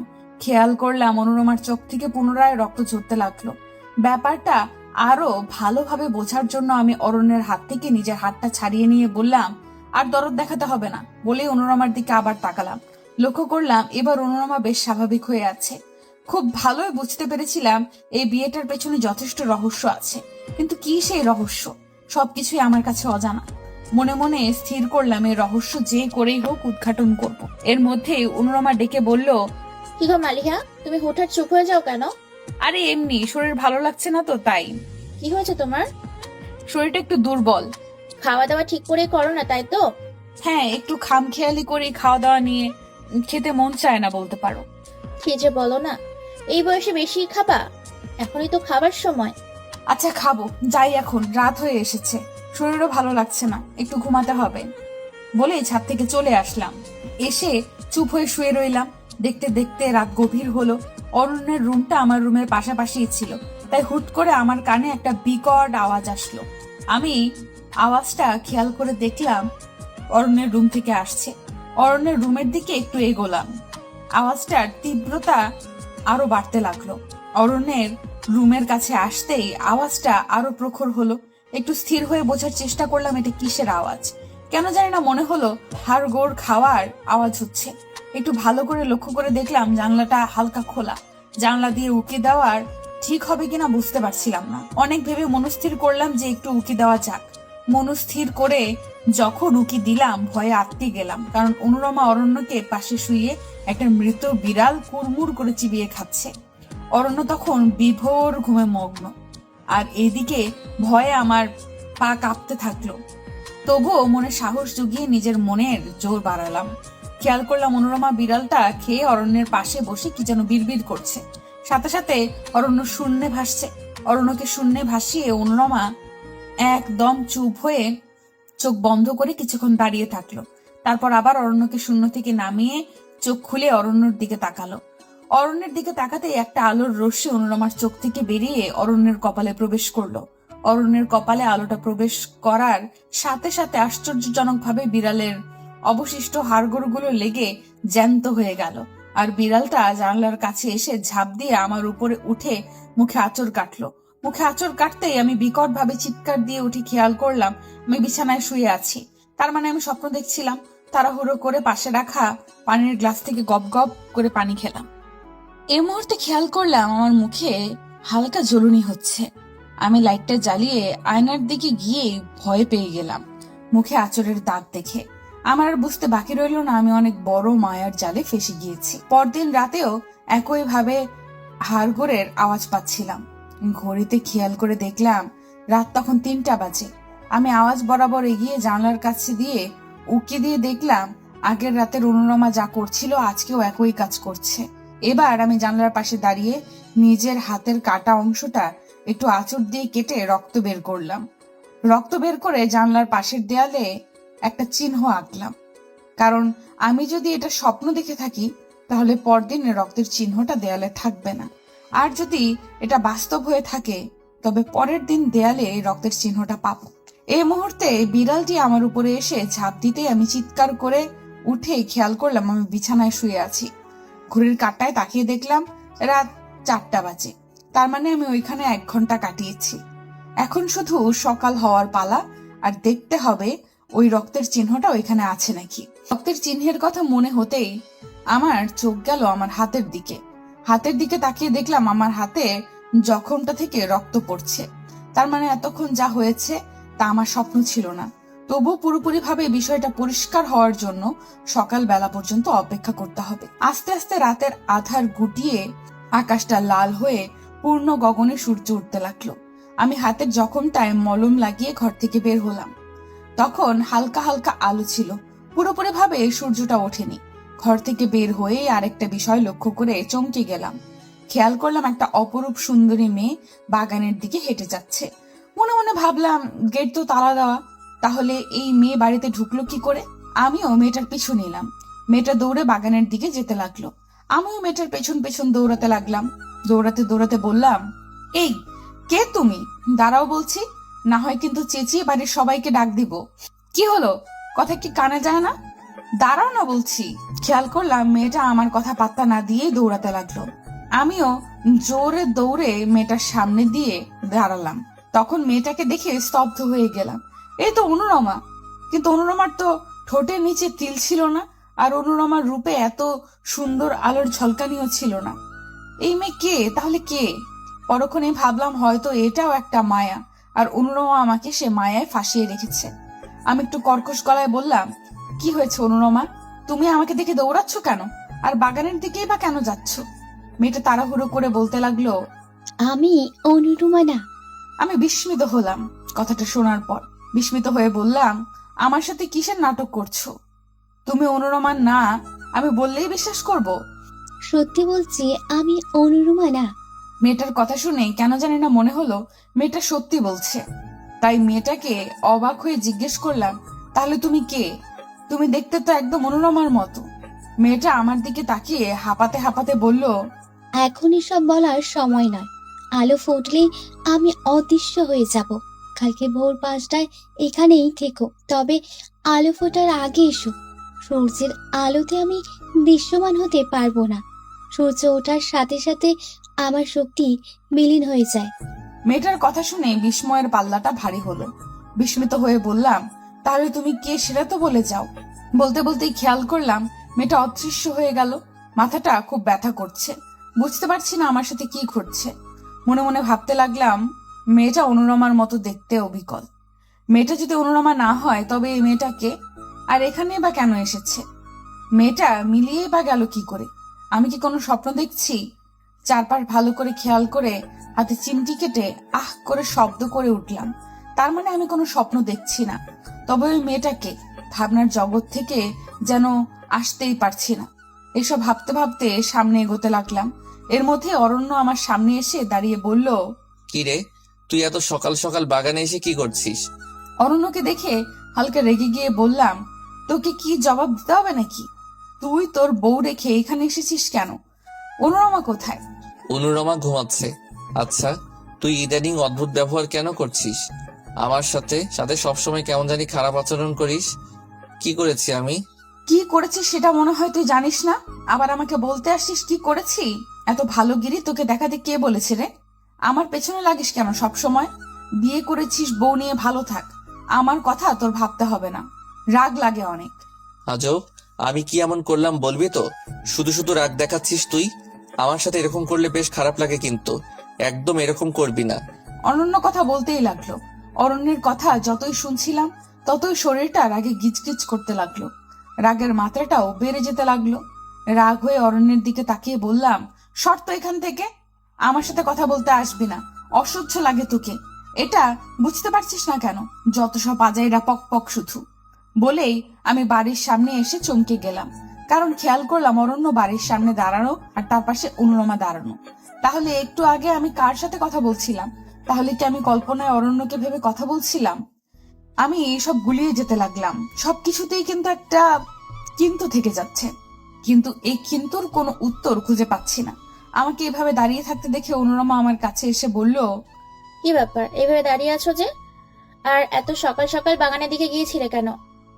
অনুরমার কথা শুনে ভাবনার ঘর থেকে বেরিয়ে বললাম, এমনি হাঁটতে গিয়েছিলাম, শরীরটা ভালো লাগছে না তো, তাই ভাবলাম বাগানে হাঁটলে মনটা ভালো লাগবে, এই আর কি। অনুরমা আমার মুখে তার হাত দিয়ে ধরে বলল, কি ব্যাপার মালিহা, তোমার মুখে এই আঁচড়ের দাগ কিসের? একদম লাল হয়ে আছে যে, কোথায় কি আঁচড় লেগেছিল? অনুরমা যখন আঁচড়ে স্পর্শ করলো আমি হালকা ব্যথা অনুভব হলো। আমি ব্যথায় ওহ করে উঠলাম। তখনই মনে পড়লো রাতের কথা। রাতের কথা মনে হতেই মনে হলো যে আমি তো আমার হাতের রক্ত দিয়ে অরণ্যের জানলার পাশে একটা চিহ্ন দিয়েছিলাম। আমাকে দেখতে হবে চিহ্নটা আছে কিনা। চিহ্নটা যদি থাকে তাহলে বুঝতে হবে আমি মায়ায় ফেসে গেছি। আমার সাথে যা ঘটছে সব বাস্তব, কিন্তু আমি এর সঠিক রহস্য উদ্ঘাটন করতে পারছি না। আমার নীরবতা দেখে অনুরমা আবারও বলে উঠল, কি ব্যাপার, চুপ হয়ে আছো যে? আঁচড় কি করে লাগলো, বলবে না? আমি আমতা আমতা করে অনুরমাকে বললাম, জানি না কি করে আঁচড় লাগলো, হয়তো কোনোভাবে লেগেছে। কি যে করো না, সাবধানে চলতেও তো পারো, একটু মলম লাগিয়ে নিও। অনুরমার কথা শুনে কোনরূপ জবাব না দিয়ে বাড়ির ভেতর ঢুকলাম। বাড়ির ভেতর ঢুকতেই আমার মনে হলো আমি যে অরণ্যের রুমের জানলায় চিহ্ন হয়ে গেছিলাম সেটা দেখে আসা যাক। যে ভাবনা সে কাজ, দৌড়ে গেলাম অরণ্যের রুমের পাশে। অরণ্যের রুমের পাশে গিয়ে খেয়াল করলাম চিহ্নটা জানলার পাশে আঁকা আছে। তার মানে আমি যা দেখছিলাম সেটা আমার স্বপ্ন নয়। তবে আমার সাথে কেন এমন হচ্ছে? আর অরণ্যকে বিয়ের পেছনেও একটা কারণ আছে বলে মনে হচ্ছে। সবকিছুই রহস্যময়, তবে আমি সেটা এখনো বের করতে পারছি না। সারাটা দিন শুধু এসব চিন্তা করেই পার করলাম, আর ভেতরে ভেতরে ছটফট করতে লাগলাম। ছটফট করতে করতেই দিন পেরিয়ে রাত নামলো। আগের রাতের মতোই একটা বিকট আওয়াজে আমার ঘুম ভাঙলো। আমি আবার আওয়াজ ধরে এগিয়ে অরণ্যের রুমের জানলার কাছে গেলাম। এবার অনুরমাকে দেখে আরো চমকে গেলাম। অনুরমার চেহারা এতটা বীভৎস ভাষায় প্রকাশ করার মতো না। অনুরমার চুলগুলো সাপ হয়ে অরণ্যকে পেঁচিয়ে রেখেছে। অরণ্যকে পেঁচিয়ে কি যেন বিড়বিড় করছে। আমি অরণ্যের এরকম হাল দেখে নিজেকে সামলাতে পারছিলাম না। চিন্তা করলাম এখনই অনুরমার রুমে যাব, গিয়ে অনুরমাকে ধরবো, আমার যা হয় হবে। এই ভেবে অরণ্যের রুমে যেতে নিব। এ সময় পুনরায় খেয়াল করলাম অনুরমা বিছানায় শুয়ে স্বাভাবিক রূপে ফিরে আসলো। এবার অনুরমা হাতটা বাড়াতেই মনে হলো কেউ একজন তার হাতে একটা বোতল দিয়েছে। বোতলটা দেখতে অনেকটা গোলাপ জলের বোতলের মতো। অনুরমা সে বোতলটা দিয়ে অরণ্যের শরীরের উপর কি যেন পানির মতো ছিটাচ্ছে। তখন অদ্ভুত রকমের একটা গন্ধ চারদিকে বিরাজ করছিল। আমি বুঝতে পারছিলাম না অনুরমা ঠিক কি চাচ্ছে। পানি ছিটাতে ছিটাতে অনুরমার মুখে কি যেন বিড়বিড় করছিল। আর অরণ্য কিছুক্ষণের মধ্যেই উঠে বসলো, কিন্তু অরণ্যকে কেন জানি না স্বাভাবিক মনে হচ্ছিল না। অরণ্য উঠতেই অনুরমাকে জড়িয়ে ধরলো। অনুরমাকে জড়িয়ে ধরে জানলার দিকে তাকাতেই আমার চোখের সাথে অরণ্যের চোখ পড়লো। অরণ্যের চোখে চোখ পড়তেই মনে হলো অরণ্যের চোখ থেকে আগুন বের হচ্ছে। আমি অরণ্যের চোখে তাকিয়ে থাকতে পারছিলাম না, আবার চোখ সরাতেও পারছিলাম না। খেয়াল করলাম অরণ্যের চোখ থেকে আগুনটা আমার দিকেই আসছে। আগুনটা আমার দিকে আসতেই আগুনটার উত্তাপে আমার মুখে ছ্যাঁকা লাগলো। মুখে ছ্যাঁকা লাগতেই অসম্ভব জ্বলুনি অনুভব করলাম, আর খপ করে ঘুম থেকে উঠে দেখলাম আমি আমার রুমে শুয়ে আছি।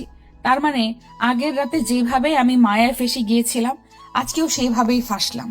ঘড়ির কাঁটায় খেয়াল করলাম 4টা বাজে। মনে হলো এর মধ্যে কোনো একটা উদ্দেশ্য লুকিয়ে আছে। অনুরমা নিশ্চিত কোনো উদ্দেশ্য হাসিলের জন্য অরণ্যকে বিয়ে করেছে। তবে অরণ্যের চোখ এমন হয়ে গেল কেন? কি হচ্ছে সব বুঝতে পারছি না। এর মধ্যেই আমার জানলাটা মনে হলো কেউ খুলছে, আর আমি জানলা খোলার আওয়াজ পেলাম। জানলা খুলতেই একটা সূক্ষ্ম আলোক রশ্মি জানলা দিয়ে আসলো। আমি আলোটার দিকে তাকাতেই একটা রাস্তা তৈরি হয়ে গেল। রাস্তা দিয়ে এগোবো কিনা বেশ দোটানায় পড়ে গেলাম। কিছুক্ষণ ভেবে সিদ্ধান্ত নিলাম রাস্তা দিয়ে এগোনো যায়। এই ভেবে রাস্তা দিয়ে হাঁটতে লাগলাম। যতই রাস্তা দিয়ে হাঁটতেছিলাম ততই বিকট বিকট আওয়াজ শোনা যাচ্ছিল। ভয়ে পেছনে আসতে নিয়ে খেয়াল করলাম আমি শূন্যে আছি, আর পেছনের রাস্তাটা মিলিয়ে গিয়েছে। এখন যদি আমি পেছনে আসতে চাই তাহলে নির্ঘাত পড়ে যাব। উপায় না পেয়ে ভয়ে ভয়ে সামনে এগিয়ে যেতেই একটা বিষয় দেখে ভয় কেঁপে উঠলাম, কারণ খেয়াল করলাম সামনে অরণ্য আর অনুরমা দাঁড়ানো। আমি বিস্মিত হয়ে অরণ্যের দিকে তাকিয়ে আরো ভয় পেয়ে গেলাম, কারণ অরণ্যের চোখে আগুনের লাভা জ্বলছিল। অরণ্যকে এই অবস্থায় দেখে জিজ্ঞেস করলাম, কি রে, তোর চোখে কি হয়েছে? আর এখানে কি করছিস? এমন করে আমার দিকে তাকিয়ে আছিস কেন? অরণ্য আমার কথার কোনো জবাবই দিচ্ছিল না। তাই পাশে থাকা অনুরমাকে বললাম, কি ব্যাপার অনুরমা, অরণ্যের কি হয়েছে? আর আমি কোন জায়গায় আসলাম? আমাকে এখানেই বা কে আনলো? জানলার আলো থেকে রাস্তায় বা কি করে তৈরি হলো? আমি তো এর কোনো উত্তরই খুঁজে পাচ্ছি না। অনুরমা আমার কথা শুনে মৃদু হাসলো। ততক্ষণে অনুরমার বিনুনিটা সাপের মতো ঝুলতে লাগলো। আমার ভয়ের মাত্রাটা বেড়ে যেতে লাগলো। অরণ্যকেও কেমন যেন লাগছিল। বেশ ভালোই বুঝতে পারছিলাম অরণ্য কোনো শক্তির মায়ায় পড়ে আছে। অপরদিকে অনুরমাকে বারবার একই প্রশ্ন করছিলাম, তবে অনুরমার মুখ থেকে কোনো জবাবই আসছিল না। তাই সাহস করে অনুরমার কাছে গেলাম। অনুরমার কাছে গিয়ে অনুরমাকে যখনই ধরতে যাব ঠিক তখনই অনুরমা বিকট একটা হাসি দিল। অনুরমার হাসিতে আরো বেশি ভয় পেয়ে গেলাম। ভয়ে থমকে দাঁড়িয়ে পড়লাম। অনুরমা হাসতে হাসতে বলল, কিরে এদিকে আসছিস যে? অরণ্যকে নিয়ে যেতে আসছিস নাকি? আমি অবাক হয়ে ভাবতে লাগলাম অনুরমা আমাকে তুই তুই কেন করছে। অনুরমাকে অবাক হয়ে জিজ্ঞেস করলাম, তুমি আমাকে তুই তুই করে কেন বলছো? আর আমি অরণ্যকে নিতে আসি নাই। অরণ্য তোমার স্বামী, আমি কেন ওকে নিতে আসব? আমি বুঝতে পারছি না এটা আমার কল্পনা নাকি অন্য কিছু। সত্যি করে বলো তো তুমি কে? বিকট গলায় চেঁচিয়ে অনুরমা বলল, আমি কে এটা জানার কি খুবই দরকার তোর? অবশ্যই দরকার, কারণ তুমি আসার পর থেকে আমার সাথে অনাকাঙ্ক্ষিত বিষয়গুলো বেশি ঘটছে। বলো তুমি কে, আর অরণ্যকে কেন বিয়ে করেছো? আমার তো মনে হয় না তুমি এই জগতের কেউ। আমার কাছে কেন জানি না মনে হচ্ছে অরণ্যকে বিয়ের পেছনে তোমার কোনো উদ্দেশ্য আছে। বলো তুমি কে, আর কি উদ্দেশ্যে এই বাড়িতে এসেছো? আমার কথা শুনে অনুরমার চোখগুলো লাল বর্ণ ধারণ হয়ে গেল। চোখগুলো থেকে আগুনের লাভা বের হয়ে ছিটকাতে লাগলো, আর আমার দিকে তেড়ে এসে বলল, বড্ড বেশি ভেবে ফেলছিস। তোর জন্যই আমার কাজটা করতে দেরি হচ্ছে, তোর জন্যই আমার কাজে বারবার ব্যাঘাত করছে। তোকে আজকে শেষ করে তোর রক্ত দিয়ে গোসল করব। বলেই পুনরায় বিকট হাসি দিয়ে আমার কাছে তেড়ে আসতে নিয়েও থেমে গিয়ে বলল, না, তোকে আমি না, তোকে তো তোর ভালোবাসার মানুষ অরণ্যকে দিয়ে আঘাত করব। বলেই অনুরমা অরণ্যের দিকে তাকিয়ে চোখ থেকে কি যেন বের করে অরণ্যের মাথায় প্রবেশ করালো। সাথে সাথে অরণ্য বিকট ভাবে হাসতে লাগলো আর আমার দিকে তেড়ে আসলো। আমার কাছে এসেই আমার ঘাড়ে কামড়ে ধরলো। আমার দম আটকে যেতে লাগলো, নিঃশ্বাস নিতে কষ্ট হচ্ছিল। কোনোভাবে টেনে অরণ্যকে ছুটিয়ে ধাক্কা দিয়ে বললাম, অরণ্য তুই এমন করিস না, আমাকে এভাবে আঘাত করছিস কেন? আমাকে দয়া করে আঘাত করিস না। অরণ্য কোনো কথাই শুনছিল না। মুহূর্তের মধ্যেই অরণ্যের নখগুলো বড় হয়ে গেল আর আমাকে আঁচড় দিতে লাগলো। আমি পেছনের দিকে তাকিয়ে দেখলাম আমি একটা খন্ড রাস্তায় দাঁড়িয়ে আছি। পেছনের দিকে গেলে উপর থেকে নিচে পড়ে যাব। এদিকে অরণ্য আমার দিকে তেড়ে আসতে নিল। আমি কি করব বুঝতে না পেরে পিছতে নিয়ে রাস্তার দিক থেকে নিচে একটা কুয়োতে পড়ে গেলাম। কুয়োতে তাকিয়ে আরো ভয় পেয়ে গেলাম, কারণ কুয়োটার অর্ধেক পানির পরিবর্তে রক্তে পরিপূর্ণ ছিল। বিভৎস রক্তের ঘ্রাণ নাকে আসতে লাগলো। কিভাবে কুয়ো থেকে উঠবো এসব ভাবতে লাগলাম। এর মধ্যে একটা বাচ্চা আসলো, কিন্তু বাচ্চাটার মুখে খেয়াল করে দেখলাম বড় বড় দাঁত, আর সে দাঁত দিয়ে আমার দিকে তেড়ে এসে আমার হাতে কামড়ে ধরলো। হাতের কামড়টা ছাড়ানোর চেষ্টা করলাম, কোনোভাবেই ছাড়াতে পারছিলাম না। এক পর্যায়ে শরীরের সমস্ত শক্তি দিয়ে সজোরে ধাক্কা দিতেই ঘুম থেকে খপ করে উঠলাম। ঘুম থেকে উঠেই এক গ্লাস পানি খেলাম, ঘরের লাইটটা জ্বালালাম। শরীরটা ঘাম দিল অনেক, আর ভয়ে হাত পা কাঁপছিল। বিছানা থেকে নামার সাহস পাচ্ছিলাম না। মনে হতে লাগলো এই বুঝি খাটের নিচ থেকে কেউ এসে আমাকে জাপটে ধরলো। ভয়ে বিছানায় শুয়ে ভাবতে লাগলাম কিছুক্ষণ আগের ঘটনা কি সত্যি ছিল নাকি কল্পনা। এর মধ্যেই গলায় ব্যথা অনুভব করলাম। মোবাইলের ক্যামেরাটা অন করে দেখলাম একটা কামড়ের দাগ গলায়। হাতেও খেয়াল করলাম একটা কামড়ের দাগ। তার মানে কিছুক্ষণ আগের ঘটনাটা সত্যি। যদি সত্যি হয় তাহলে অনুরমাকে আর অরণ্যকে কেন বিয়ে করেছে? প্রশ্নগুলো মনে আসতে লাগলো, কিন্তু কোনো উত্তর পাচ্ছিলাম না। এর মধ্যে খেয়াল করলাম ঘড়ির কাঁটায় 5টা বাজে। 5টা বাজতেই আমার মনে হয়ে গেল গতকালকের কথা, কারণ অনুরমার মতো দেখতে মেয়েটা বাগানে যেতে বলেছিল। আমি যাব কিনা ভাবতে লাগলাম, কারণ এমনিতেও যা ঘটেছে তা নিয়ে বেশ ভয় পেয়ে গিয়েছিলাম। কিছুক্ষণ ভেবে মনে হলো একবার গিয়েই দেখা উচিত, কারণ এমনিতেও যা হচ্ছে পরবর্তীতে যে আরো ভয়ানক কিছু ঘটবে আন্দাজ করতে পারছিলাম। তাই সাহস করেই সিদ্ধান্ত নিলাম যে বাগানে যাব। বেশ ভয় লাগছিল খাট থেকে নামতে, কারণ মনে হচ্ছিল খাট থেকে নামলেই আমার পায়ে কেউ জাপটে ধরবে। তবুও মনে সাহস সঞ্চয় করে খাট থেকে নামলাম। খাট থেকে নামার পরপরই কি যেন আমার পায়ের উপর দিয়ে গেল। আমি ভয়ে খপ করে পুনরায় খাটে উঠে গেলাম। ভয়ে কলিজা কাঁপতে লাগলো। এই মুহূর্তে খেয়াল করলাম একটা ইঁদুর গিয়েছে। বাড়িতে বেশ ইঁদুরের উপদ্রব বেড়েছে ইদানিং। ইঁদুরেরও খেয়ে কাজ নেই। এই ভয়ের মধ্যে আরো ভয়টা বাড়িয়ে দিল। আমি আবার মনে সাহস জুগিয়ে খাট থেকে নামলাম। খাট থেকে নেমে দরজা খুলে খেয়াল করলাম এখনো আলো ফুটেনি। বাহিরটা বেশ অন্ধকার। বেশ ভয়ে ভয়ে অন্ধকারে মোবাইলের টর্চটা হালকা জ্বালিয়ে রওনা হলাম বাগানের দিকে। বাগানের দিকে যতই যাচ্ছিলাম ততই গাটা ছমছম করতে লাগলো। মনে হতে লাগলো এই বুঝি আমার পেছনে কেউ হাঁটছে। পেছনে তাকিয়ে খেয়াল করলাম কেউ নেই। চারপাশে গাছ দেখেও ভয় পেয়ে যাচ্ছিলাম। মনে সাহস জোগাতে চাইলে ভয় কুকড়ে যাচ্ছিলাম। ভয়ে ভয়ে বাগানের ভেতর ঢুকলাম। খেয়াল করলাম বাগানে কেউই নেই, কিন্তু মেয়েটা তো বলেছিল 5টার দিকে এখানে থাকবে। তাহলে মেয়েটা কোথায়? এখনো আসছে না কেন? পাক্কা 10 মিনিট অপেক্ষা করার পরও যখন মেয়েটাকে পেলাম না, তখন এখানে দাঁড়িয়ে থাকার তেমন সাহস হলো না। তাই বাড়ির পথে রওনা দিলাম। এর মধ্যে মনে হলো কেউ আমার কাঁধে হাত রেখেছে।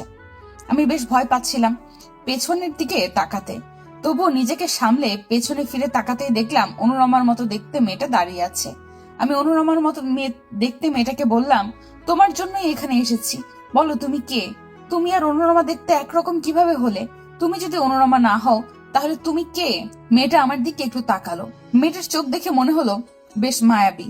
অনুরমার চোখ মোটেও এত মায়াবী। আমি আমার চোখটা সরিয়ে নিলাম, কারণ মনে হচ্ছিল কোনো মায়ায় ফেসে যাব। চোখটা সরিয়ে মেয়েটাকে আবার বললাম, বলো তুমি কে?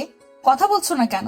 মেয়েটা একটু চুপ থেকে বলল, আমি অনুরুমার যমজ বোন নিরুপমা। তাহলে সত্যি অনুরমা কোনো স্বাভাবিক মানুষ না, কারণ নিরুপমা যে অন্য জগতের মানুষ সেটা আমি গতকালকে অদৃশ্য হওয়ার দৃশ্য দেখেই বুঝেছিলাম। কারণ নিরুপমাকে জিজ্ঞেস করলাম, আমার তো মনে হচ্ছে না তুমি এ জগতের মানুষ। তুমি যদি অন্য জগতের হও তাহলে নিশ্চয়ই অনুরমাও এ জগতের না, আর অনুরমাও কোনো মানুষ না। জবাবে নিরুপমা বলল, মালিয়া, তোমার ধারণা ভুল। আমি এই জগতের না, এটা ঠিক। তবে অনুরুমা মানুষ, আর সে এই জগতে। আমি বিস্মিত হয়ে বললাম, এটা কি করে সম্ভব? তুমি আর অনুরমা যদি যমজ বোন হও তাহলে দুজন দুই জগতের কি করে সম্ভব? আমি তো কোনো কিছুই বুঝছি না। নাকি তুমি অনুরমা আমাকে মায়া ফাঁসাতে চাচ্ছ? তোমাকে বিশ্বাস করতে কষ্ট হচ্ছে। নিরুপমা তার মায়াবী গলায় বলল, আমাকে তুমি বিশ্বাস করো, আমি তোমার ভালো করতে এসেছি, তোমাকে সাহায্য করার জন্য এসেছি।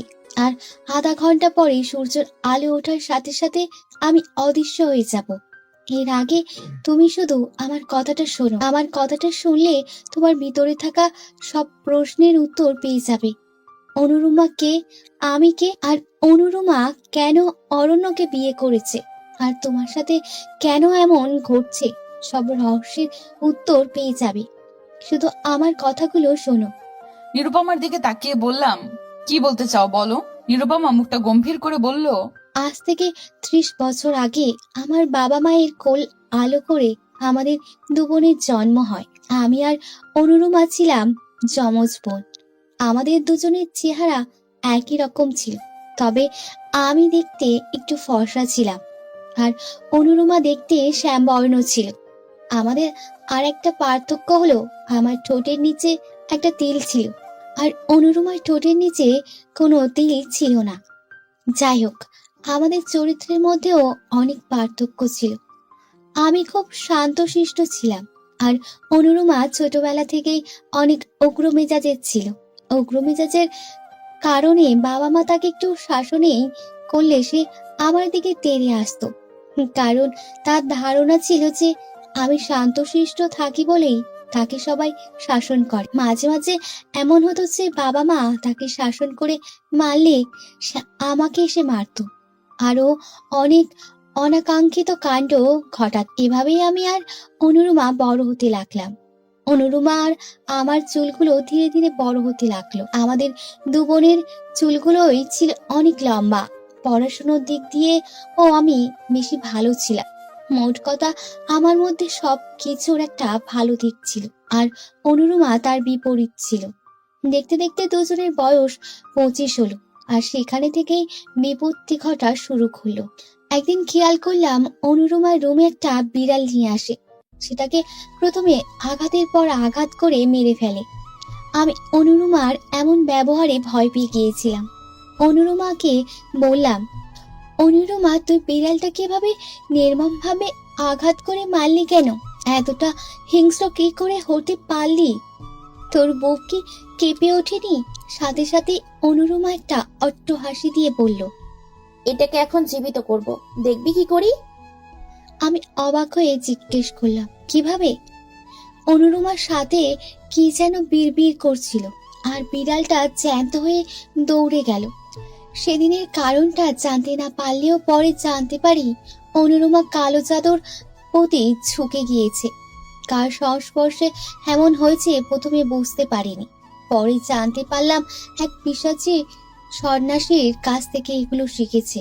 আমি অনুরুমাকে অনেক বোঝানোর চেষ্টা করেছি, এই কাজগুলো একদম ভালো না, এই কাজগুলো যেন না করে।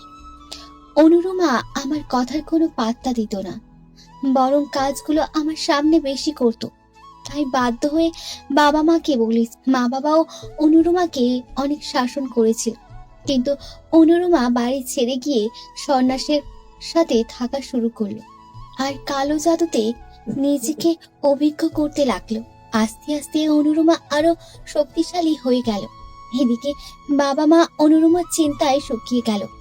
বাবা মায়ের এমন দশা দেখে বহুবার অনুরুমার কাছে খবর পাঠিয়েছে যাতে করে অনুরুমা ফিরে আসে, কিন্তু অনুরুমা ফিরে আসেনি। একদিন উপায় না পেয়ে বাবা মায়ের কথা ভেবে আমি গেলাম সেই সন্ন্যাসীর খবরিতে। সন্ন্যাসীর খবরিতে গিয়ে বেশ অবাক হলাম, কারণ কত শত বিদঘুটে জিনিসপত্র আশপাশে ছড়িয়ে ছিটিয়ে আছে, অন্ত নেই। বেশ ভয় করছিল বাড়ির ভিতরে ঢুকতে, তবুও নিজের মনে সাহস জুগিয়ে ভিতরে ঢুকলাম। দরজার পাশে যেতেই অনুরুমার সন্ন্যাসীর কথোপকথন আমার কানে আসলো। আমি সরাসরি রুমে না ঢুকে দরজার পাশে দাঁড়িয়ে পড়লাম। সন্ন্যাসী অনুরুমাকে বলছে, তুই আগের চেয়ে অনেক কিছু শিখেছিস, অনেক শক্তিশালী হয়েছিস, কিন্তু তোকে এ শক্তি ধরে রাখতে হলে একটা কাজ করতে হবে। এতে করে তোর শক্তি বাড়বে আর বেঁচে থাকতে পারবি অনেকদিন। যদিও কাজটা অনেক কঠিন, তুই পারবি কিনা আমি একটু সন্দিহানে আছি।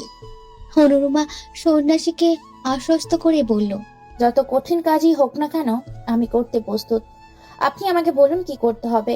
নিজের শক্তি বাড়ানোর জন্য আমি সব কাজ করতে রাজি আছি। সন্ন্যাসী গম্ভীর গলায় জবাব দিল, তোকে নর বলি দিতে হবে।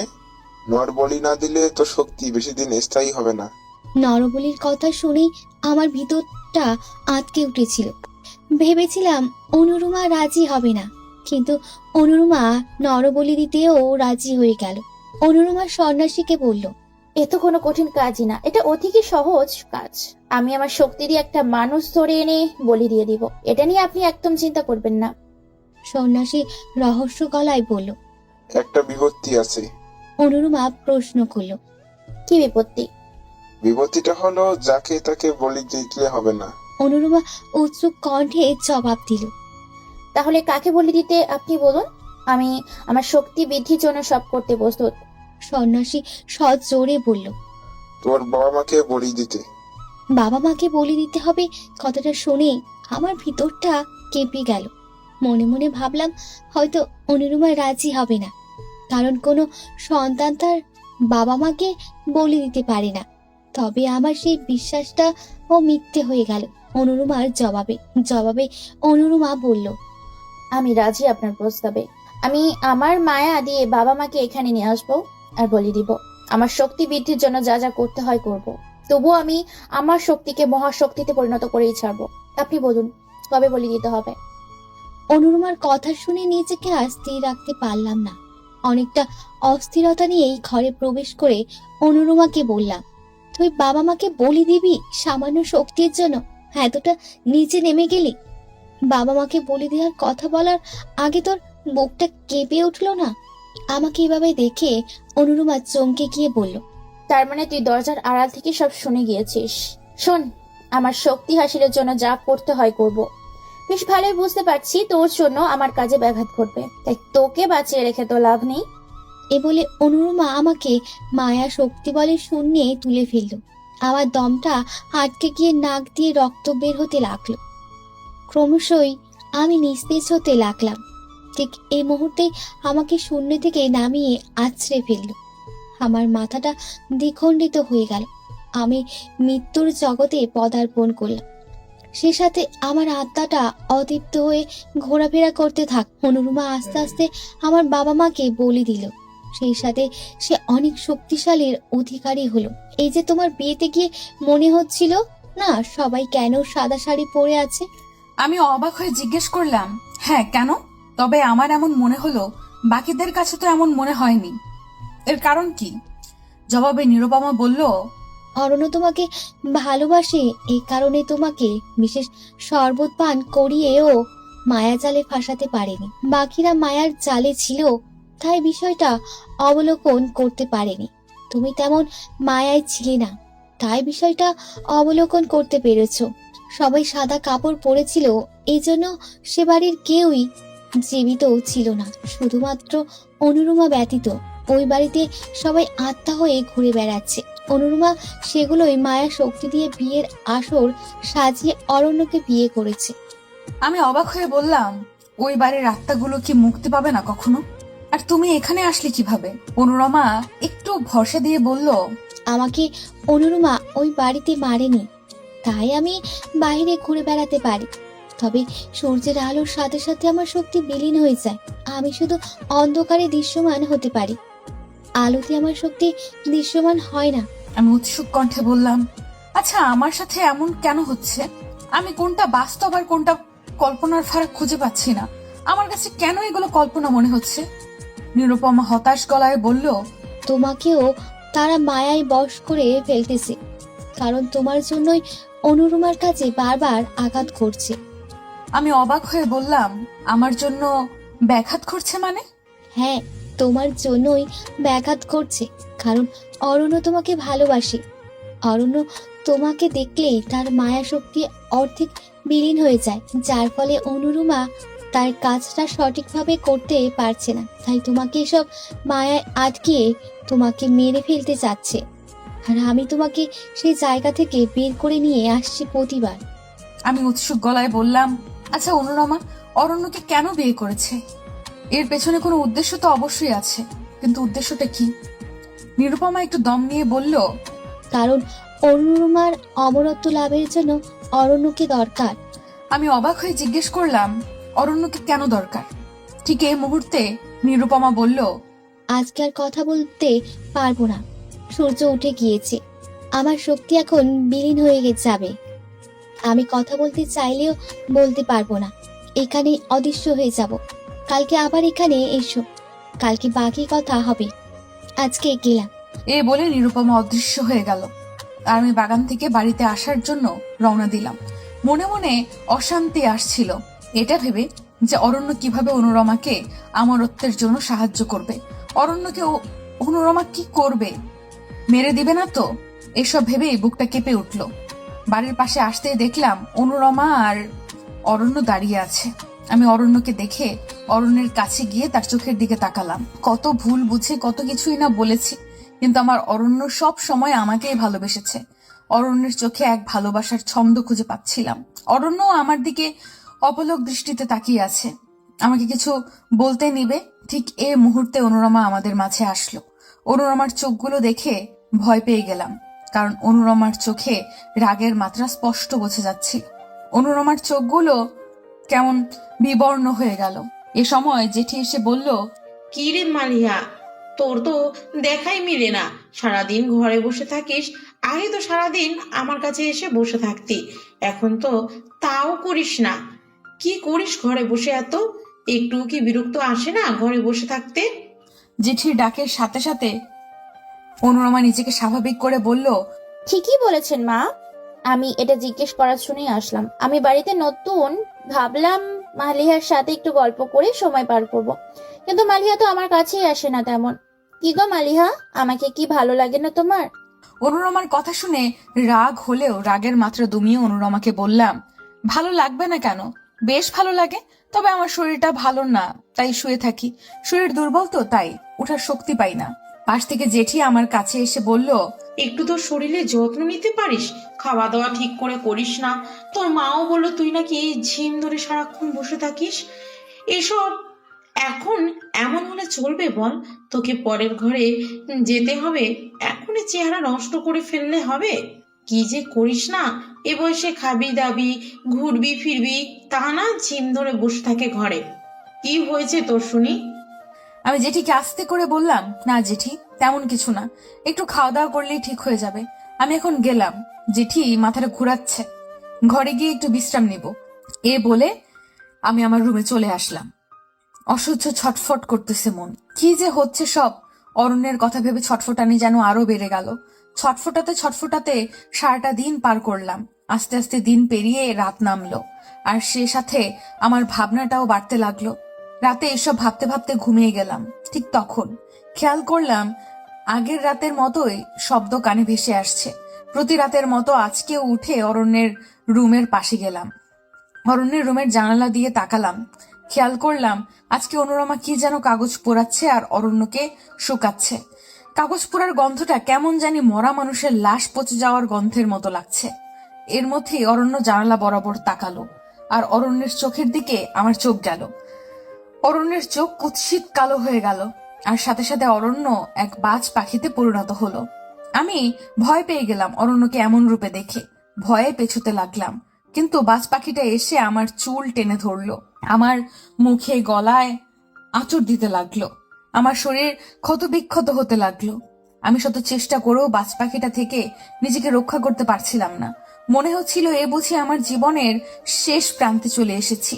ঠিক এই মুহূর্তে মনে হলো কেউ একজন পাখিটার দিকে সজোরে আঘাত করলো, আর পাখিটা সাথে সাথে উড়ে ঘরে চলে গেল। ঘরে গিয়ে পাখিটা পুনরায় অরণ্যের রূপ ধারণ করলো। আমি ভয়ে সেখান থেকে চলে এসে আমার রুমের সামনে আসতেই খেয়াল করলাম নিরুপমা দাঁড়িয়ে আছে। নিরুপমাকে দাঁড়িয়ে থাকতে দেখে বললাম, তুমি এখানে কখন আসলে? নিরুপমা আমাকে ধরে বলল, আমি না আসলে আজকে তোমার মৃত্যু ঘটতো। শব্দের দিকে এগিয়ে যাও কেন? ঘরে বসে থাকতে পারো না? আমি মাথায় হাতটা চেপে ধরে বললাম, জানি না আমার কি হয়, শব্দটা আসলে আমি নিজেকে সামলাতে পারি না, কখন যে মনের অজান্তে চলে যায় বলতে পারবো না। আচ্ছা এখন বলো, অনুরমা কেন অরণ্যকে বিয়ে করেছে? নিরুপমা আমাকে বলল, এখানে বলা ঠিক হবে না, আমাকে তোমার ঘরে নিয়ে চলো বলছি। আমি নিরুপমাকে ঘরে নিয়ে গিয়ে লাইটটা জ্বালিয়ে দিলাম। লাইটটা জ্বালানোর সাথে সাথে নিরুপমা চেঁচিয়ে বলল, এত কড়া আলো আমি সহ্য করতে পারি না, লাইট বন্ধ করে মৃদু আলো জ্বালাও। আমি নিরুপমার কথা শুনে সাথে সাথে ঘরের লাইটটা বন্ধ করে দিলাম, আর নিরুপমাকে বললাম, এবার বলো অনুরমার অমরত্বের জন্য অরণ্যকে প্রয়োজন কেন? জবাবে নিরুপমা বলল, কারণ অনুরমাকে অমরত্ব লাভ করতে হলে একজন সাধারণ মানুষকে বিয়ে করতে হবে। সাধারণ মানুষকে বিয়ে করার পর মায়ায় ফেলে তার সাথে মিলন করতে হবে, আর মিলনের পর যে বাচ্চাটা হবে সেটা বলে দিয়ে অনুরমা অমরত্ব পেয়ে যাবে। আমি অবাক হয়ে বললাম, তাহলে এখনো কি অনুরমা আর অরণ্যের মিলন হয়নি? নিরুপমা কণ্ঠ গম্ভীর করে বলল, না, এখন মিলন হয়নি, কারণ মিলন করতে হবে পূর্ণিমা তিথিতে, আর পূর্ণিমা তিথি হবে আরো 15 দিন পর। অনুরমা এর মধ্যে অরণ্যকে মায়ায় ফাঁসিয়ে মিলনের জন্য প্রস্তুত করছে। তবে অরণ্যের মায়া তোমার কাছে আসলে নষ্ট হয়ে যাচ্ছে বারবার, তাই অনুরমা তোমাকে মারার জন্য হন্যে হয়ে ঘুরে বেড়াচ্ছে। একবার মারার পরিকল্পনা করে ব্যর্থ হয়েছে আমার জন্য, কারণ আমি প্রতিবার তোমাকে বাঁচিয়ে দিচ্ছি। তবে অরণ্য আর অনুরমার মিলনের পর আর একটা বিষয় ঘটবে। আমি উৎসুক চোখে নিরুপমার দিকে তাকিয়ে বললাম, কি ঘটবে?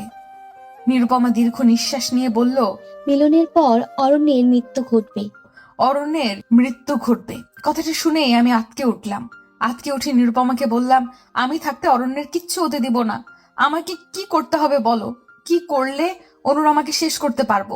নিরুপমা আমার কাছে এসে বলল, পূর্ণিমা তিথিতে অনুরমা আর অরণ্যের যেন মিলিত হতে না পারে সেটার ব্যবস্থা করতে হবে। কারণ এখন অনুরমা অরণ্যকে বিয়ে করেছে। যদি সঠিক সময়ে মিলিত হতে না পারে তাহলে অনুরমার মৃত্যু ঘটবে। তবে মিলন আটকানোর অনেক কঠিন কাজ, তুমি পারবে করতে? আমি বলিষ্ঠ গলায় নিরুপমাকে বললাম, আমি সব পারবো, আমার অরণ্যের জন্য নিজের জীবন দেওয়া লাগলেও দিব। নিরুপমা আমার সাহস দেখে বলল, আর 15 দিন পর পূর্ণিমা তিথি, আর এর আগেই তোমাকে একটা কাজ করতে হবে, অরণ্যের মায়ার জাল থেকে বের করে আনতে হবে। আমি বিস্ময়ের দৃষ্টিতে তাকিয়ে বললাম, তবে সেটা কিভাবে? আমি কিভাবে অরণ্যকে মায়ার জাল থেকে বের করব? এর একটা উপায় বলো। নিরুপমা কিছুক্ষণ চুপ হয়ে দাঁড়িয়ে থেকে বলল, অরণ্যের সামনে সামনে থাকবে সব সময়, অরণ্যের দিকে তাকিয়ে থাকার চেষ্টা করবে। অরণ্যকে অনুরমার কাছে বেশি যেতে দিবে না। অরণ্যকে সাজগোজ করে তোমার দিকে আকৃষ্ট করার চেষ্টা করবে। এতে অনুরমা রেগে যেতে পারে, তবে তুমি তোমার কাছে বহাল থাকবে। আমি এখন গেলাম। বলেই নিরুপমা অদৃশ্য হয়ে গেল। নিরুপমার অদৃশ্য হওয়ার পর আমি একটু খাটে হেলান দিয়ে শুলাম। সারা রাত ঘুম হয়নি, ঘুমে চোখটা ছেয়ে যাচ্ছে, মুখে গলায় আঁচড়ের দাগগুলো একটু ব্যথা করছে। তবু নিজেকে সামলে ঘুমোতে নিলাম। চোখটা ঠিক বুঝে আসবে এমন সময় বাইরে কান্নার আওয়াজে আমার ঘুম ভাঙলো। বাড়ির সবাই এভাবে কাঁদছে কেন, ব্যাপারটা আমার কাছে বড্ড গোলমেলে লাগছিল। আমি তাড়াহুড়ো করে উঠলাম, উঠে বাড়ির বাইরে গিয়ে চমকে গেলাম। আমার বুকের কষ্টটা মুহূর্তের মধ্যে বেড়ে গেল। খেয়াল করলাম তীরা মারা গেছে। আমার কলিজাটা ফেটে কম্পন দিতে লাগলো, চেঁচিয়ে কান্না করতে লাগলাম। তীরাকে শেষবার দেখে নিজের ভেতর কেঁপে উঠলাম। সারা গায়ে আঁচড়ের দাগ, কত নির্মম ভাবে মারা হয়েছে তীরাকে। আমার আর বুঝতে বাকি রইল না এ কাজটা অনুরমা করেছে। ভেতরে ভেতরে ভেঙে গেলাম খুব। সারাটা দিন কাঁদতে কাঁদতে পার করলাম। সন্ধ্যার সময় ঘরের লাইট বন্ধ করে বিছানার পাশে হাঁটু মুড়ি দিয়ে মাথাটা হাঁটুর উপর রেখে বসে বসে কাঁদতেছিলাম। ঠিক এই মুহূর্তে খেয়াল করলাম কেউ একজন আমার কাঁধে হাত রেখেছে। আমি মুখটা উপরে তুলতেই আধো আধো আলোতে খেয়াল করলাম এটা নিরুপমার হাত। নিরুপমাকে দেখে জোরে কান্না করে দিয়ে বলতে লাগলাম, অনুরমা তীরাকে মেরে দিয়েছে। আমি এখন কি করব? আমার তো কিছুই ভালো লাগছে না। তীরার মতো কি অরণ্যকেও হারিয়ে ফেলবো? বলেই কেঁদে দিলাম। নিরুপমা আমাকে সান্ত্বনা দিয়ে বলল, এখন কাদার সময় না, তোমাকে তোমার লক্ষ্য থেকে বিচ্যুত করার জন্য এই কাজটা করেছে। আমি অবাক হয়ে জিজ্ঞেস করলাম, লক্ষ্য থেকে বিচ্যুত করতে মানে? নিরুপমা আমার কাছে এসে তারপর মুখটা একটু মলিন করে বলল, গতকালকে রাতের কথা কি ভুলে গিয়েছো? আমি বলেছিলাম যে তোমাকে অরণ্যের সামনে বেশি ঘুরতে, সাজগোজ করে অরণ্যকে তোমার দিকে আকৃষ্ট করতে। এতে করে অরণ্যের মায়া কেটে যাবে। আমি বিস্ময়ের সুরে বললাম, কিন্তু এটার সাথে তীরার মৃত্যুর কি সম্পর্ক? নিরুপমা আমার হাতটা ধরে বলল, তুমি কি বোকা নাকি? শোনো মেয়ে, তীরাকে মেরে ফেলে তোমাকে হতাশ করে ফেলেছে। এখন চাইলেও সাজগোজ করে অরণ্যের সামনে গিয়ে অরণ্যকে আকৃষ্ট করতে পারছো না। এতে লাভটা কার হচ্ছে বলো? আমি সত্যিই ভাবতে পারিনি অনুরমা এত বড় ছক কষেছে। আমি অস্থির হয়ে নিরুপমাকে জিজ্ঞেস করলাম, এখন আমি কি করব বলো? কিভাবে আমি অরণ্যকে বাঁচাবো? সহজ হিসাব মালিয়া, নিজেকে শক্ত করো আর অরণ্যকে তোমার দিকে আকৃষ্ট করো। বলেই নিরুপমা অদৃশ্য হয়ে গেল। এদিকে সারা বাড়িতে মৃত্যুর আহাজারি। তবুও আমি নিজেকে সামলে নিলাম। আজকে অরণ্যের দেওয়া সবচেয়ে পছন্দের শাড়িটা পরলাম। তীরা সব সময় এই শাড়িটা পরলে বলতো, মালিহা তোরে এই শাড়ি পরলে কেন জানি না আকাশের নীলিমার মনে হয়। তীরার কথাটা মনে হয়েই মনের অজান্তেই হু হু করে কেঁদে উঠলাম। বুকটা দুমড়ে মুচড়ে গেল, তবুও নিজেকে সামলে নিলাম। হাতে কাচের চুড়ি আর পায়ে নুপুর পরলাম। রাত তখন 1টা। অরণ্যের ঘরের সামনে গিয়ে পায়ের নুপুর বাজাতে লাগলাম। খেয়াল করলাম অনুরমা দরজা খুলেছে। অনুরমাকে দরজা খুলতে দেখে আমি পায়ে পড়া নুপুরের আওয়াজগুলো জোরে জোরে দিতে লাগলাম। আমার নুপুরের আওয়াজ শুনে অরণ্য দরজার পাশে এসে আমাকে এভাবে দেখে অবাক দৃষ্টিতে তাকিয়ে রইল। আমি অরণ্যের দিকে তাকিয়ে একটা মিষ্টি হাসি দিলাম। সাথে সাথে খেয়াল করলাম আমি শূন্যে ভাসছি। আর কিছুক্ষণের মধ্যেই শূন্য থেকে আছড়ে নিচে পড়ে গেলাম। উঠে দেখলাম আমি বিছানায় শুয়ে আছি, আর আশেপাশে মা জেঠিরা নির্জীব হয়ে বসে আছে। আমি বুঝতে পারছিলাম কি হয়েছে। আমি উঠে বসতেই মা আমার কাছে এসে বলল, কিরে মালিহা, কি হয়েছিল তোর? 15টা দিন শুধু হালকা জ্বরে ভুগছিস। ডাক্তার এসে দেখে গেল কয়েকবার, ডাক্তাররা কোনো রোগ ধরতে পারছিল না। হাসপাতালে ভর্তি করিয়েছিলাম, সেখান থেকেও রিলিজ দিয়ে দিল। আর তোর হুঁশও ছিল না। একটু হুঁশ আসছে আবার চলে যেত। নীল শাড়ি চুড়ি পরে কোথায় গিয়েছিলি তুই? মায়ের কথা শুনে আমি অবাক হয়ে গেলাম। তার মানে আমি 15 দিন পার করে ফেলেছি। তাহলে তো আজকে পূর্ণিমা তিথি। আজকে যদি অরণ্যকে অনুরমার হাত থেকে বাঁচাতে না পারি, তাহলে চির বিদায় দিতে হবে অরণ্যকে। কি করব ভেবে উঠতে পারছিলাম না। নিরুপমার সাথে দেখা করা জরুরি। ঘড়ির দিকে তাকিয়ে দেখলাম সন্ধ্যা 6টা বাজে। তার মানে হাতে আর সময় নেই। কিন্তু আমি নিরুপমার সাথে দেখা করব কিভাবে? আশেপাশে তাকিয়ে দেখলাম অরণ্য আর অনুরমা নেই। অরণ্য আর অনুরমাকে না দেখে ভেতরটা ভয়ে কেঁপে উঠলো। আমি চুপ করে ভাবতে লাগলাম কি করা যায়। বেশ হতাশ হয়ে পড়লাম। অরণ্যকে চিরতরে হারানোর একটা বিয়োগ যন্ত্রণা মনে বাজতে লাগলো।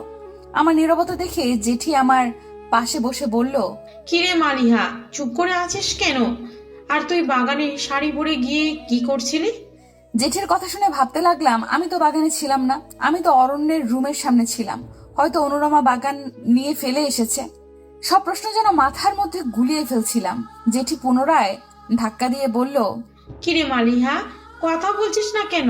জেঠির ডাকে নিজেকে ভাবনার ঘোর থেকে বের করে এনে বললাম, জানি না জেঠি কি হয়েছিল, কেন যে এমন করলাম বলে মাথায় হাত দিয়ে চেপে ধরলাম। তখন জেঠি আমার কাছে এসে বলল, আচ্ছা তুই বিশ্রাম নে, এত কিছু ভাবতে হবে না, যা হয়েছে তো হয়েছেই, চুপ করে শুয়ে থাক। আমি তখন জেঠির দিকে তাকিয়ে বললাম, অরণ্য আর অনুরমা কোথায়? জেঠি হালকা হেসে বলল, ওরা ঘরেই আছে, তোর পাশে এতদিন বসেছিল। অনুরমা তো এ পর্যন্ত তোর যত্ন নিয়েছে, আজকে শুধু তোর পাশ থেকে উঠে ঘরে গেল। কথাটা শোনার পর আমিও আটকে উঠলাম। তার মানে অনুরমায় 15 দিন আমার যত্নের নাম করে মায়া শক্তিতে বেহুশ করে রেখেছিল। আমি যেহেতু মায়া শক্তিতে বেহুশ ছিলাম, তাই ডাক্তারও আমার কোনো রোগ ধরতে পারেনি। আর আজকে অনুরমা আমার কাছ থেকে উঠে গিয়েছে, কারণ আজকে সে অরণ্যের সাথে মিলিত হবে। তাই আমার থেকেও মায়া শক্তি বিলীন হয়ে গিয়েছে আর আমার হুঁশ ফিরেছে। কিন্তু আমি কি অরণ্যকে বাঁচাতে পারবো? এইসব ভেবেই আমার মন ভয়ে আটকে উঠল। এর মধ্যে মা ভাত নিয়ে এসে বলল, সবগুলো খা, না খেয়ে শরীরের হাল কি করেছিস? আমার কাছে মনে হলো আজকে জেঠি আর মাকে সবটা জানানোর দরকার না, না হয় অরণ্যকে অনুরমা মেরে দিবে। আমি না দেরি করে জেঠি আর মাকে বলতে যাব, ঠিক এমন সময় খেয়াল করলাম অনুরমা লাল বেনারসি পরে দাঁড়িয়ে আছে। জেঠি আর মা এ সময় লাল বেনারসি পরতে দেখে কিছুটা অবাক হয়ে অনুরমাকে বলল, কি ব্যাপার অনুর মা, এই অসময়ে লাল বেনারসি শাড়ি পরছে কেন?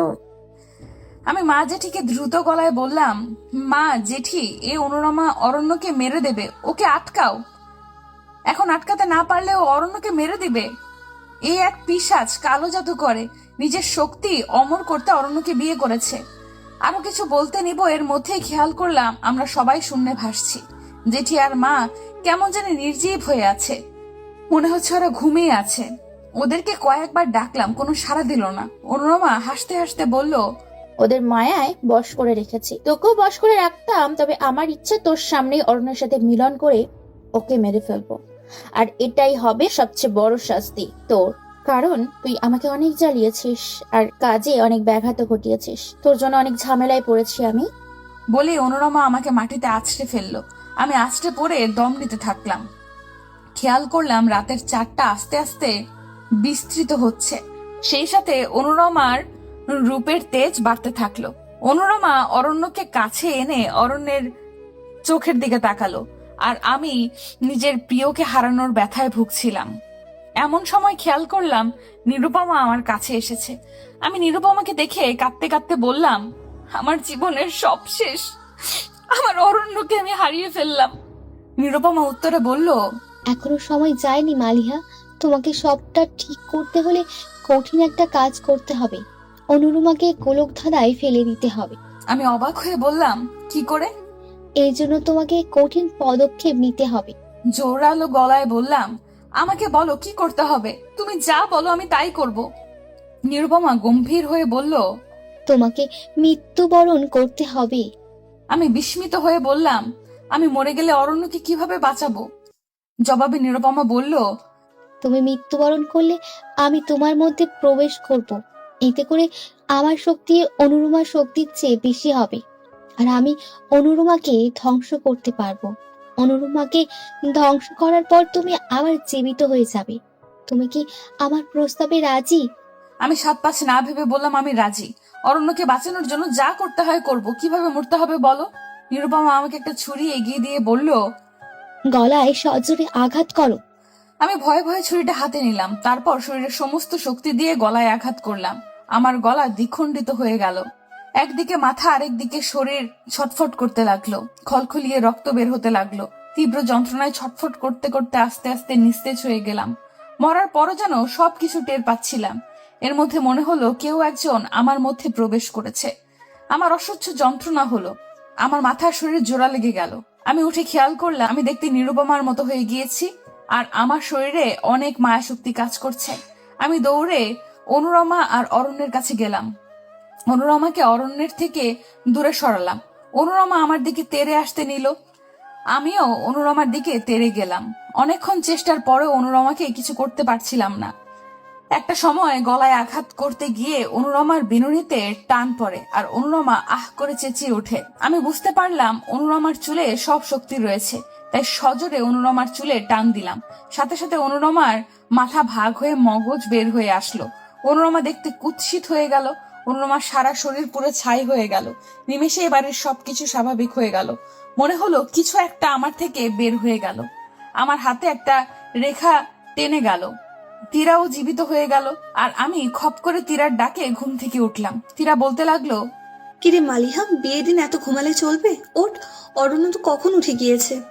আমি তীরার কথা শুনে বুকে থুতু দিলাম। এর মধ্যে অরণ্য রুমে ঢুকে বলল, কি রে, উঠবি না নাকি? বলে আমার হাতের দিকে নজর দিয়ে বলে উঠল, তোর হাতে এ রেখাটা কিসের? এটা তো আগে ছিল না। হাতের রেখাটা দেখেই আমার সবটা মনে পড়ে গেল। কি হয়েছে বুঝতে আর বাকি রইল না। সবাই মায়ায় ছিল, তাই সবটা ভুলে গিয়েছে। কিন্তু আমি তো জানি কি হয়েছিল। আমি মুচকি হেসে অরণ্যকে বললাম, ও কিছু না, আমি উঠছি, তুই যা। বলেই উঠে গেলাম। অনেক ঘটা করে আমাদের বিয়ে হলো। বিয়ের রাতে অরণ্য বলে উঠল, মালিহা, আমার চাকুরিটা চলে গিয়েছে। আমি অবাক হয়ে বললাম, কেন?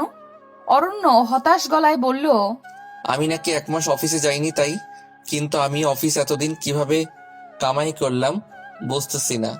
অরণ্যের কথা শুনে একটু মুচকি হাসলাম। কারণ অরণ্যের মতো বাকি সবাই খুব চিন্তায় আছে, কি করে 1 মাস পার করলো। সবাই ভুলে গেলেও আমি ভুলিনি কি হয়েছিল। কারণ আমার আর অরণ্যের পরিণয়টা হলো অদ্ভুত রহস্যময় পরিণয়।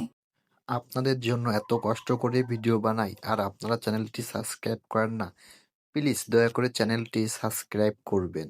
ধন্যবাদ সকলকে।